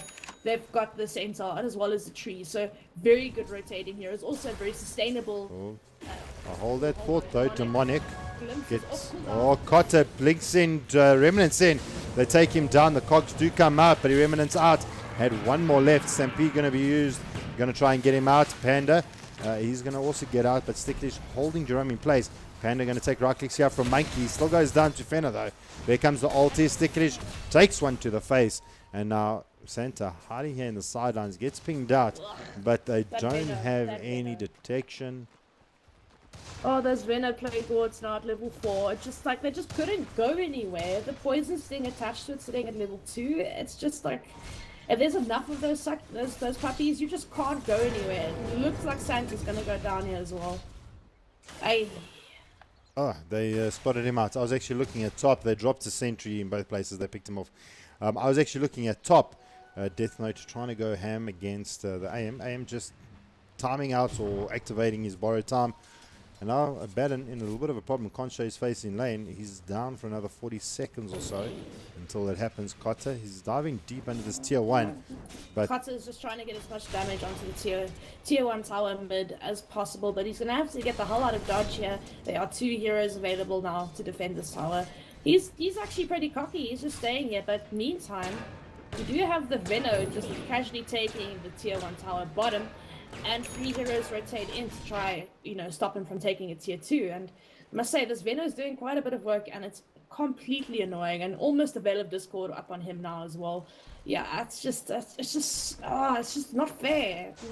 Well, they do have an anti-mage, so it's like it's fair. Oh, Fenner. Gale though. Oh, Fena, what was Don't worry. that? Fena, no one saw. It's okay. We just got it on stream. No one saw. Replay later. Replay later. No, I mean, this is just such a... this hero. So No, man, it's not like AM. ideal. This hero. Yeah, but I mean, Veno just makes an impact early and late. It's just, just don't like it. It's just not fair. Oh, 157 has to get the hell out of dodge. Actually, almost having the Battle Fury up. So you'll have the Battle Fury in probably, I would say, the next 2 to 3 minutes if he keeps his momentum up. Oh, that's a very good time if you can get it up at that timing. So as soon as that happens, then the jungle becomes his. And, but the hook shot comes in here from Jerome. The blink is down for another 2 seconds. Can he get out? The Cogs are going to force him back, but Leet having enough in the tank to get him out of there. 3 points in blink, going to take a lot more to shut him down. Demonic, it's not he just wants... that, he's got level 2 in Spell Shield as well, so taking 34% less damage. Oh, here comes the Stampede. Bot lane. They're making a play here onto Fena. They're going to right-click him down. Does the double edge come through? And used already. The stun, is it going to be good enough? And Panda cleans him out. Top lane, though, they want to make sure they can try and bring down Leet. They're going to put a bit of pressure here onto this tier 1. It does get glyphed out. There's the Thunder Strike. They need to shut him down. I mean, they're losing so much for this. They need to make sure it happens. And Leet just blinks, TPs. The vision is there, but not going to be enough. Unfortunately, Glimpse is still on cooldown. They could have cancelled TP there, but it's still on cooldown for on cooldown for like 10 seconds still. Demonic also having little to no next to no mana, and it's it's just a little bit unfortunate. Sitting with literally brown boots, wards, and a healing salve. So he's a very, very poor disruptor. Just hit his level 6 thanks to that bounty rune, so maybe we can see him cash out the anti-mage the next time he comes into lane, but unfortunately, again, only with 42 mana to his name, not going to be able to contribute that much. He has to watch out though, because he can't get away from this anti-mage if he decides to go on him. You know, that I'm just looking at the lockdown that DC have, and it's not a lot. I mean, there's no reliable stuns or lockdown. I mean, you've got maybe the hook shot, but I mean, the hook shot is unreliable. If you miss it, it's down for quite a while, and it's not going to work. I mean, how do you stop the AM? I mean, there's nothing to stop it, but Jerome gets spotted out. Kotte gets the Syrian chains off. And Jerome, I don't think he can make it out. The hook shot was almost there, not catching onto the creep, so his teammate couldn't get out. Yeah, unfortunately, even if he was able to hook shot out there, he just took way too much damage over time, especially from the Leech Seed as well as the Flame Guard. So I think even if he hook shot it away, he would have still died, unfortunately. But Veno doing Veno things. Mass Plague Wards mid, full level. On Poison Sting as well. 3 remnants being used out. Couldn't find Demonic. Throws the Static Storm on himself. Gets the glimpse back. Monkey taking down Santa. Can they find Panda? They do lose Fenner though. Is it enough? It is. They're going to right click him down, and Sticklish and Kotte have to run away from this tower defense of note for these Plague Wards. Army of Plague Wards. It's just like, the Centaur as tank as he is right now. He's not tank enough to take on what I think it was 6 or 7 Plague Wards standing there. I mean, the sniper Conspiracy did try and get him down there. Hold on, there's some action at the shrine. Oh, they pop out the cogs. They activated it. Shrapnel comes down. Is it going to be enough? And, the hook shot's there. Jerome finds him. Doesn't have much else. The Frostbite comes out. Does have the battery assault. And easy kill there for Demonic, becoming the carry of the team. Go your baby.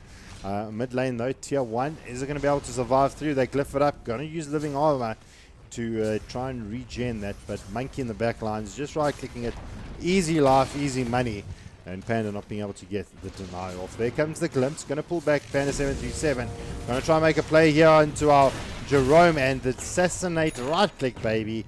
Monkey takes another kill and makes easy work. Top lane though, they're going to commit Death Note here. Just trying to at least not give Leet a free lane of farm, and pretty soon he's going to have his Battle Fury, and that's when things are going to start accelerating. He's got it now. One more goal. There we go. There you go. Okay, so 15 minutes into the game. That's anti-mage. Yeah. Once you have Battle Fury, the game just goes. 20 minutes. It's less. 20 minutes, and AM is going to become. I would say Mantis Style next. In the next 5 to 7 minutes, maybe even Aghanim's first. We don't know. It's actually pretty good this game, but it's just What really happens- disgusting from here. But What happens? What? I want to know what's the synergy, or not synergy, the interaction between Anti-Mage's Aghanims and the Clockwork's hookshot. What happens at that point in time? Well, it's the Lincolns plus Lotus Orb, so it's not gonna work. He's not gonna be able to do it. Oh, but hang on. They actually may be able to bring down Leet. Static Storm going to be used out. And they find the Anti-Mage just a little bit too late before they could have actually stopped that Battle Fury. But they do take him down regardless. Big kill. But yeah, just going back to the points. They have to commit a lot. So, I mean, Aghanims is something that he has to do, but they won't be able to because it's literally like a Lincoln Sphere. So it's a targeted spell. He's not going to be able to hook shot the Anti-Mage unless someone uses something to dispel it. Like, say, Demonic using his Thunderstrike, but he's going to have Thunderstrike put back on him as well. So, I mean, that's the only spell that can really cancel that out. And then, I mean, if he obviously times his Manta properly, he can also just evade Glimpse. It's just like, it's an Anti-Mage. And South African Dota, I mean, most, actually, not just South Africans, a lot of people don't know how to deal with an Anti-Mage, and it's the problem. Like, they had to commit 2 ultis there to kill this Anti-Mage, and he hasn't even he's got 1 item to his name right now. So it's a hard game, and the ratting is beginning. Kotta, as well as Panda727, going for this tier 2 tower. Death Note so far the only TP there, everyone else doesn't have TP. It's unfortunate. If they knew that, I think they would have pursued pushing. There's only an Abaddon there. Well, I mean, not even that, but I think that would have been actually a decent time to actually put a little bit more damage on the top tier 3. I mean, they've got nothing done on the tier 3. Maybe just put in a bit of pressure there, force them back, and maybe DC would have been in a little bit of a better position this time around. Only having the Abaddon there, I mean, if they had known that DC had no TPs, that could have been absolutely... They could have taken the tier 2 tower easy. I mean, the glyph wasn't used, but, I mean... Oh, hook shots. Oh no, it's not gonna land, no. Look, the one way they could deal with this Anti-Mage as well is to suffocate the side of VNR to the point where he's got nowhere to farm. Which they are trying to do. They are trying to, you know, do the whole Veno Plague Ward, let's push as fast as we can since Anti-Mage doesn't have space to farm. The problem is Anti-Mage is gonna go to your side of the jungle and he's gonna farm there. And he might, you know, they now, oh, hold on, Glimpse. Oh, Glimpse, they're going to actually get the cogs, assassinate. It's going to be good. You know, all the healing, the living armor coming out from Santa, going to keep him alive a little bit longer. And tier 2 mid, going to go down. Pots in the sidelines here, guys, Team Viz. They're going to try and make a play here onto Monkey. This will be a big kill here for Vienna if they find them. Potter does get the kill. Static Storm comes down. Glimpse not going to be good enough. Stampede being used out. Death Note looking for Santa. But Cotter turns around, gets the kill eventually on Demonic. And now Cotter trying to get out of there. His TP got cancelled from the battery assault. And Cotter does go down eventually. While this is all happening, look in the bot lane. Leet being an absolute shenanigan for you. And already doing quite a bit of work there to the bottom tier 3. Joram trying to find out Sticklish. He also got the bottom tier 2 as well as a little bit of damage onto the bottom tier 3 as they only got a mid tier 2 and they lost 2 heroes in the process. Sticklish though gonna go down here. Unfortunately, there's just nothing he can really do. He's gonna try, but I think he might actually tick down to the And Fena picked it up with a Plague Ward. That's Fena. over here. Fena. Oh, word. Kill still. Dirty, dude. Dirty. But I like it. But I like it. Yeah, it's good. It's good. But you know what's even more disgusting? Yeah. Rod of Atos right now on the Veno. He just picked it up. Fail Rod of Atos. Like you're not going anywhere. Ember Spirit and Anti-Mage. Anti-Mage. Yeah. I mean that's as good as a silence. Yeah, you need roots. You definitely need roots. Oh. Okay, so alright, so itemizing on the side of DC looking really good. I do like definitely. the itemizations. I mean, let's just take a closer look. Rod of Atos, Veil. I mean, okay, not a lot of right-click damage from Fena, but Monkey, I think, is who they're relying on to actually deal their physical. Yeah, the sniper is definitely someone they need to consider, but he needs to go.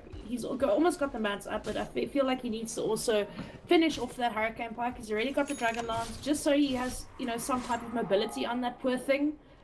You can't always stand at the back. You've got things like an Ember Spirit, you've got things like an Anti-Mage, you've got things like a Centaur War Runner. They can jump on you easily. So just to get out of that mess, get your Force Staff up, get your Hurricane Pike up, so you've got your own way of escaping things. I just feel like it's so worth on a sniper. I mean, if you're going to go for a Dragon Lance, you might as well finish it, and it just gives you nice stats. It really does. Kotze, though, getting a bit deep here.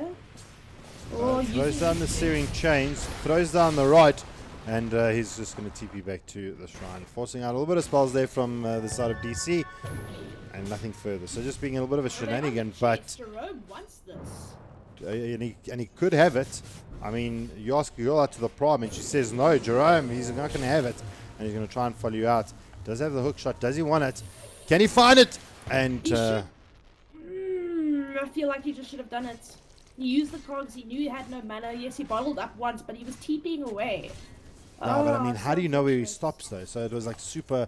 I mean, blind hook, just try, just try. I think if he fled sooner, as soon as they saw that, he fled and then he would have got it. Yeah, I feel like that could have also, just be a bit quicker on the buttons there. But looks like they are going to try force the issue and take another tier 2 here. But in the meantime, we do have Panda also being a rat, as well as the anti-mage in the mid, taking the mid tier 1 tower. Now he's going to join up. Okay, he's first going to get rooted by creeps, but in the meantime though, we are going to maybe have a team fight here. Glimpse is good. Oh my gosh, what happened? Did he remnant out of that? He remnant out of Glimpse and Static Storm. He was silenced. Did he pressed it beforehand? Wow. I'm speechless. I have no idea. Yeah. Was that a glitch? You know, like when you see a punch hook go straight through someone and it should have landed. No, that should have been absolutely over. But now Monkey trying to find Panda. Monkey still looking in the bushes. Panda says "Doodly doo," and TPs himself on out of there, forcing back the side of DC. So, I mean, at this point in time, DC sitting 13-9. Similar start here for them, but what is super scary, the AM is just farming himself an absolute storm. He's now got himself the Yasha, trying to build himself towards that Manta. Got enough for the ultimate orb, should he wish to buy it. And this is now starting to become a very, very scary zone here for the side of DC. I mean, Sniper gets caught out, a lot of their damage is going to disappear. If they pick up a hood, then it's going to be devastating. If Vienna picks up a hood, which they actually do have, Panda's got the hood. Yeah, easily. I mean, the Centaur normally builds into a pipe after a Blink Dagger. Actually, sometimes even builds a hood before he gets the Blink Dagger and then finishes off the pipe.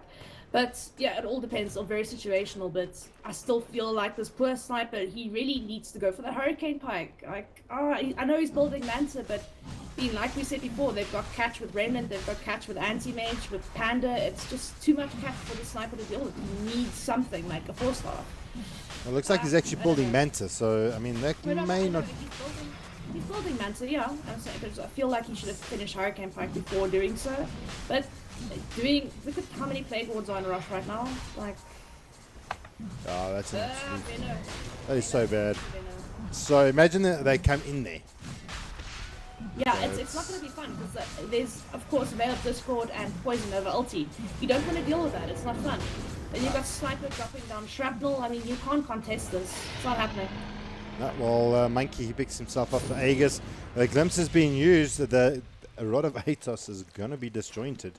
And Cotta, again, getting away free of charge. I mean, I can't believe Cotta got away from the top team fight. That was absolutely phenomenal. Yeah, it's just. I'm even sure I saw the silence symbol above him. I saw the silence icon above his head as well. So I'm like, huh? Okay, that should not have happened. But okay, stranger things have happened in Dota. Maybe he cast it. Maybe he cast it to his Remnant before he got under the Static Storm, and yeah, that's, they that's had what to. that's what I feel like. He And he had casted to the- relocate to that point, and then Yeah, as the glimpse just on the last second of the glimpse timed out. Yeah. He remnanted just before. So I mean that's the only explanation I can think of, because that was it looked like it should not have happened, but you miss certain things. You can't be everywhere at once on this map, but it looks like the call is now to push the high ground, and why not? well, the Rod of Atos is there. There comes the Gale. Flares being used. A lot being burnt to bring down Panda. There's the Cog. Stampede going to be used out. Assassinate. Not going to do enough. The Shrine was popped, keeping him alive. So a lot expended to try and bring down Panda. And DC focusing. And DC focusing on the wrong heroes. Now DC having to get back. Elite making a play on the tier 3. He could actually even rat before. Does have the one illusion whacking away, but Demonic, the good old savior, comes in. And in the meantime, though, Carter, Santa drops down the ulti. Jerome drops down the cogs, pushing back Santa. Tree is going to go down, and that wasn't too difficult there for them. But now the rest of the side of DC, a little bit of problems. Lee comes back to the party, making some plays here on the range racks. Fena. Oh, but Carter. TP got cancelled. On who? Oh, someone TP to the anti-mage and they stopped their TP. I'm wondering if I didn't even see what happened because I was focusing on elites, but let's check if we can see any cooldowns. I wonder if they TP got cancelled by Panda, maybe. Oh. It must have been Monkey because his TP's on cooldown and he's nowhere near the base. So I think Monkey's TP got cancelled and he's out. missing some HP as well, so I think he actually, But TPing into an anti-mage like that, I suppose he's got ages, but still, it's not a good idea. It would have wasted ages.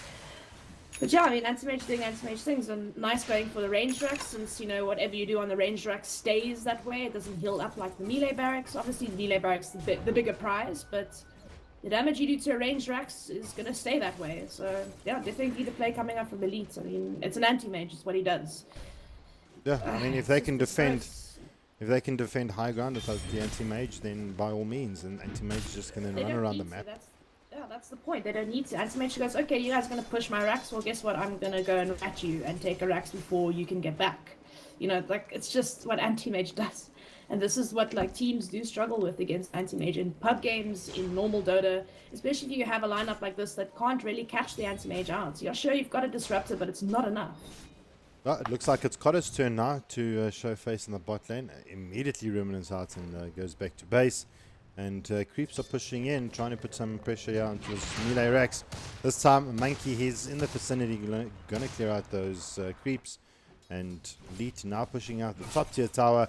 Mid lane, those CM TPs out by the skin of her teeth, trying to get away from Fena. So the lockdown issue on the side of DC seems to be their biggest issue at the moment. They're relying a lot on the clock to actually get that lockdown, stop those TPs, and get those specific targeted heroes that you don't want to move. So now they're using down. Oh, they got the hook shot missing out. Remnant going to be able to dodge him out. Didn't get caught by the kinetic field, and a lot expended from Demonic as well as the clock. And Kotta, he shakes it off and says, "Next time, boys." Oh, well, I'm not going to be able to do much out of that. Well, maybe just wait for the next rush to come up. Try do something with that. But someone's going to need to stay at base and defend against his anti-mage, because he's going to come for it every single time. So how do we stop this now? So anti-mage is going to constantly try and split push, constantly try and put pressure on. I mean, push all lanes out. Yeah, you need to push all lanes out and then push your axe. Make it harder for the anti-mage to rat. Definitely, that's one option to go.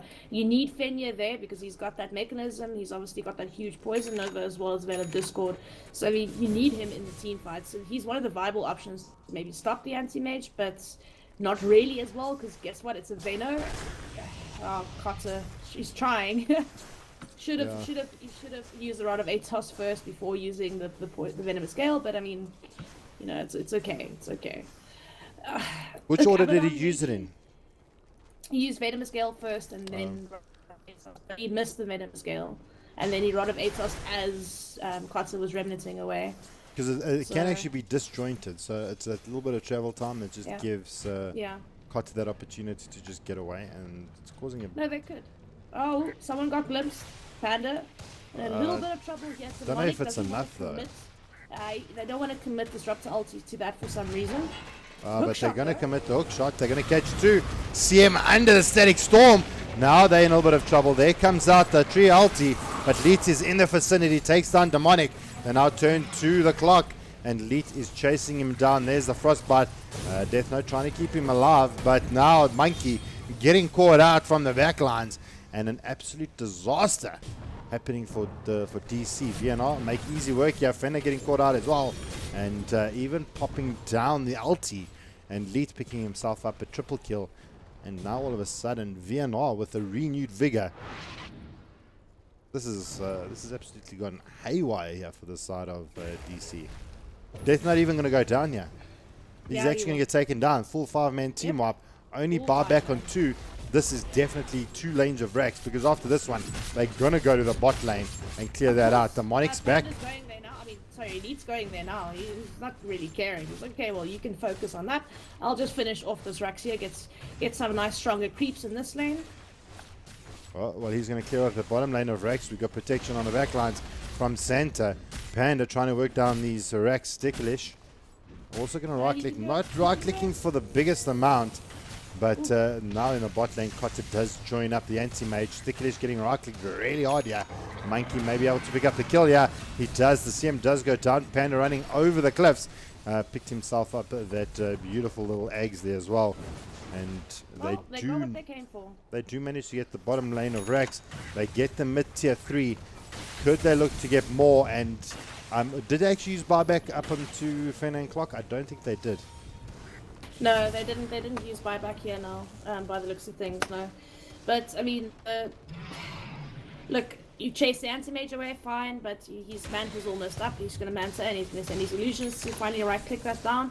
The rest of your team is trying to stop mid from getting taken. You know, like you go defend one, you lose the other. It's just, you know, it's unfortunate. It's like it's where they're at the moment. Anti-mage is pretty damn bombed. Full BKB up now, as well as the Skull Basher, Manta Style, and of course that Battle Fury at 32 minutes. He's looking pretty damn scary to me. This is not the point that you want to actually get an anti-mage to, but this is where anti-mages thrive. I mean, and the thing is, they don't have enough. That last or second last pick anti-mage absolutely hurt DC quite a lot, because they picked up the Vino pretty early. Sniper they did pick up, and to change things around, I mean, you don't really have a mid that's a stunner. But hold that thought. We've got Fenner being caught out here. Everything being blown. He's going to pop his ulti as well. But it may just stop the onslaught here from VNR for the moment. But it's not going to be enough, because they've lost Fenner. They still do have buyback on him, but I don't think it's going to be enough. They're going to start looking to take higher ground. Monkey teasing out the assassinated. Now does come out. Slider Fist being used out. Can't dodge it anymore. And again, it looks like Mr. Monkey just teasing us with his assassinate. In the meantime, mid lane though, Glimpse being used, trying to get Leet out of the base. It's a place you don't want him. Jumps back in. He finds out Joram. There comes down the kinetic field. They don't have much to follow up off of this. Demonic does not have his ulti. And now you got Leet jumping forward. He doesn't find what he's looking for. He's going to start leaving the base, but the battery assault is not going to be good enough. But he gets glimpsed all the way back, but gets himself out of there regardless. Now Stampede being used out. Frostbite down onto the Clockwork. Ulti coming out, bringing down Demonic. There's the Rod of Atos, but there's no follow-up. Cotter looking for Death Note, not going to be enough. Panda 737 finding Fenner. In the meantime, the 3 players here from the side of VNR taking down the lane of Rex. And Fenner does take down Panda. But too late, boys. They've taken down the mid lane of Rex. The Veil gets dropped. Leads Mantis out of it.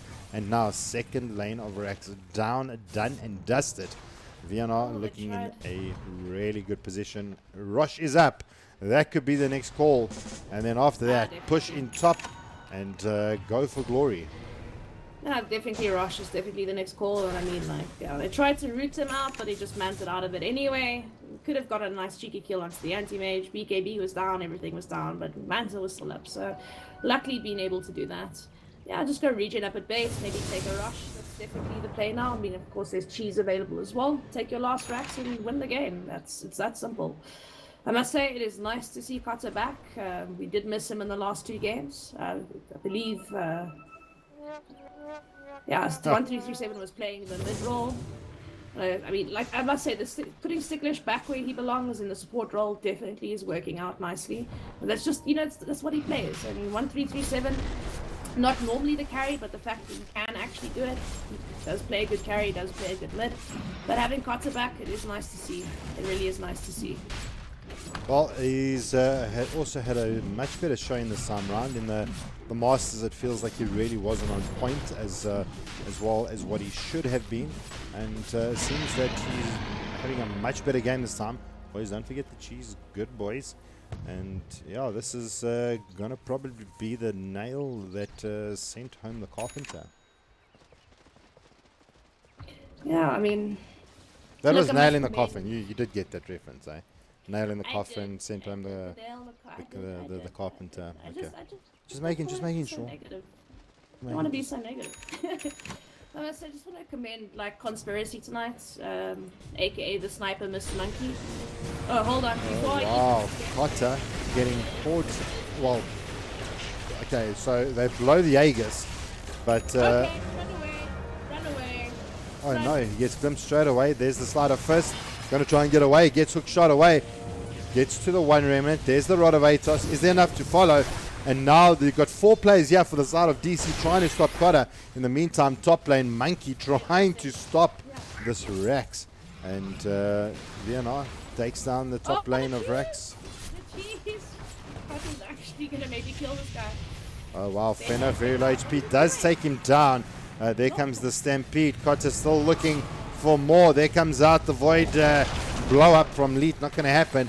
And now Fenner trying to survive through it. The Crystal Maiden throwing down the Storms. Leet taking down the Clockwork, and they're going to be able to take down this lane of Rex pretty convincingly. They drop down the Veil. They trapped up in the Kinetics field. Not going to be good enough. And while this is all happening, Cotter having a little bit of a dance competition here under the base, under the tier 4s. And Death Note turning around Cotter. Can he actually dodge it? And he does, not being able to be brought down there from the sniper. And Megas are out, and the side of VNR are looking in a position where they can't be taken down. Clock is not allowed. Lead trying to push in, and yeah, VNR, they've done it. Broken tier 3s, taken down the racks, but Fenner, he's now still wants to be brought down here from Lead. They've dropped the Static Storm, Kinetic Field, Sticklish taking a huge amount of damage. Panda gets glimmered out, uses the Stampede to get out. And this may just be the opportunity for them to say, all right, boys, we've done what we needed to do. And let's just see how things go. They don't have the Disruptor for the side of DC. And it's, well, for the moment... I'm going to try back out just for a little while. But, I mean, yeah, sure, you've got the Venom. Oh, hold that thought. Lee jumps in. Jerome's there to protect him. Monkey gets forced out. Death Note got his borrowed time up. Going to keep him alive a little bit longer. He turns around. The ulti comes down from Fenner. Tree ulti is going to be there. Lead BKB's up. And the flare comes out. There comes the mana void from Lead. Not going to be actually good enough. And he goes back to Rexing down the tier 4s. And it is now just a matter of the boys from VNR playing with their food. But the spirit from the boys of DC not going out without a fight. Not tapping out. And these boys are giving it everything they've got. They're going to have to work for this one if they want it. Demonic gets glimmered out. Not going to be good enough. Rooted out. The kinetic field is there, but they lose the clock as well. And the boys from DC, they now do tap out. And VNR take game number 3, finishing off the series 2-1. And unbelievable performance from both teams, regardless of the outcome. Yeah, they really, both teams performed exceptionally well, yeah. I mean, like we said before, I mean, Veno's nice, it's cute, but it won't outcarry an anti-mage. I mean, a sniper can't play him against that lineup. They've got an anti-mage, they've got an Emissary, they have a central one. These heroes can just catch up to the sniper at the back of the team fight and just completely devastate it. I mean, Veno's nice for early game push, it's nice for huge team fight harassment, but it's never going to, be as effective as an anti-mage. I mean, 20 minutes, 25 minutes, he was ready to fight anyone. Yeah. I mean, another 5 minutes goes by, he gets another item. Another 5 minutes goes by, he gets another item. just like he just escalated so quickly because his teammates faced for him. And I mean, look, they did really well. They tried a lot. I mean, the only thing they really had was maybe a disruptor to bring him back. But once you get Manta up with BKB, that type of thing, it's not much you can do. And then having a heart against the Veno, of course, it's just so good. And like you can't do much against an anti-mage with that lineup. Just unfortunate. They didn't have enough Again, I lockdown. mean, I like, feel it the was game- a drafting issue.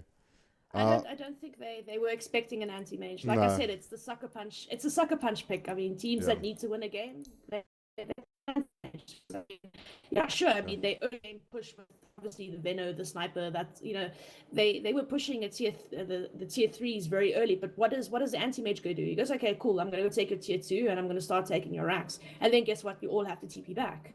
And every time they try push anti-mages, they're ratting them, or cutters, they're ratting them, or they find someone and pick them off on the way back to base to defend it. It's just canceling TPs, that type of thing. So, I mean, there's not much that DC could have done against this, and well played to VNR.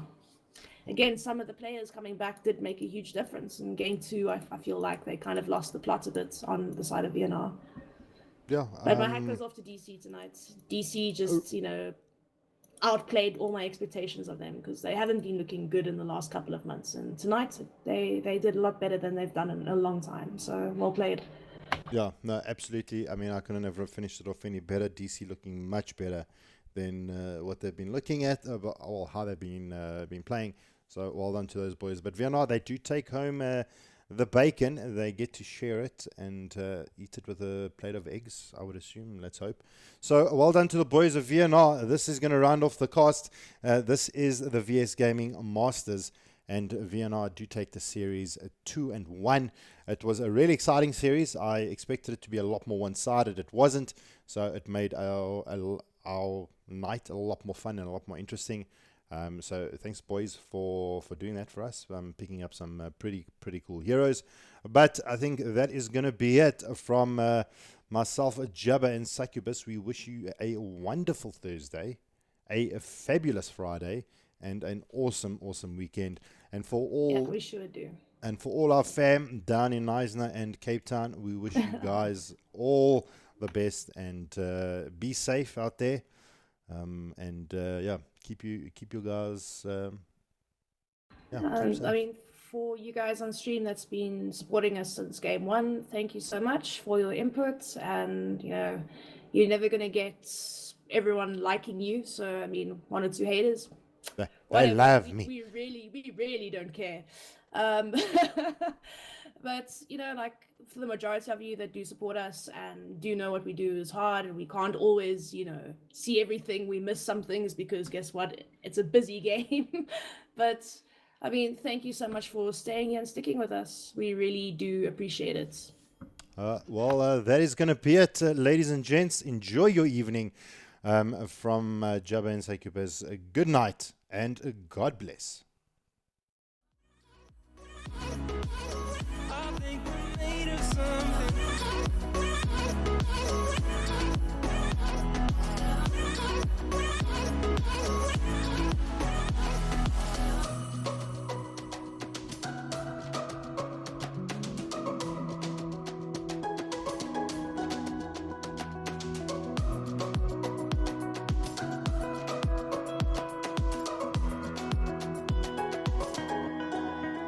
Trying to hold my feeling, I don't know what's right. I'll find the best way, I think that I might. I know you made it in the nick of time. I'm calling on you. I think we're made of something.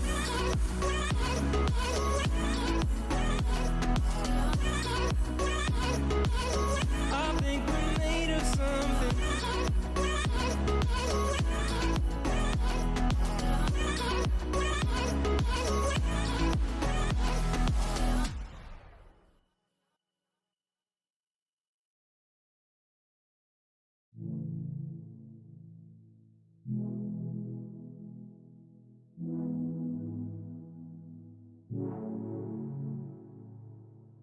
I got trapped in your eyes the moment you looked at me.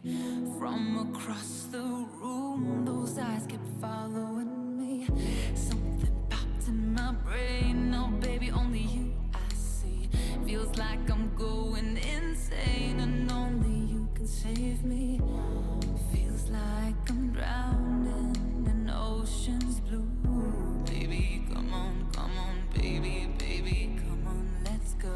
I'm losing control of the lights in this place. Keep jumping around, all I see is your face. But you're moving closer, no time to escape. Your hand on my shoulder shoots me into space, and I can't deny how badly I need you now. I need you now. I need you now. I need you now. I need you now. I need you now. I need you now. I need you now. I need you now.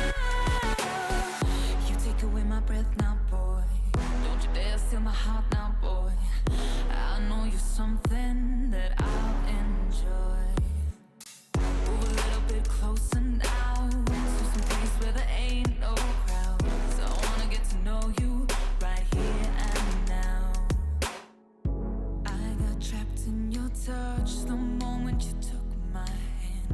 Led me all the way to the ocean sand. You told me don't worry as the moonlight glared. I pulled you in close, whispered I'm not scared. I'm losing control, the lights in this place keep jumping around, all I see is your face. But you're moving closer, no time to escape. Your hand on my shoulder shoots me into space, and I can't deny how badly I need you now. I need you now. I need you now. I need you now. I need you now. I need you now. I need you now. I need you now. I need you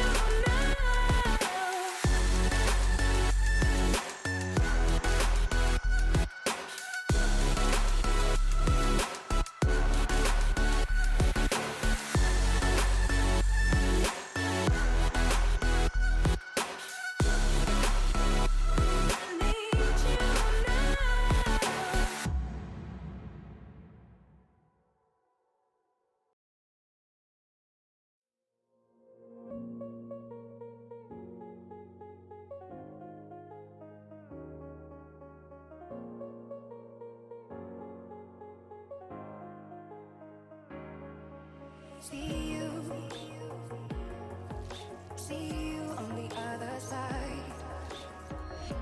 Stay alive. Stay alive. I got to keep it together. Keep it together.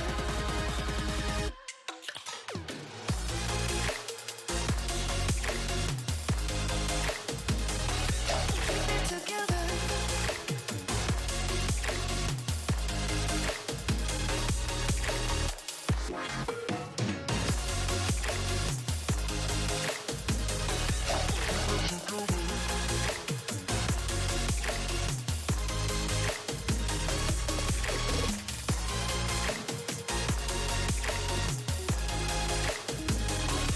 Keep it together.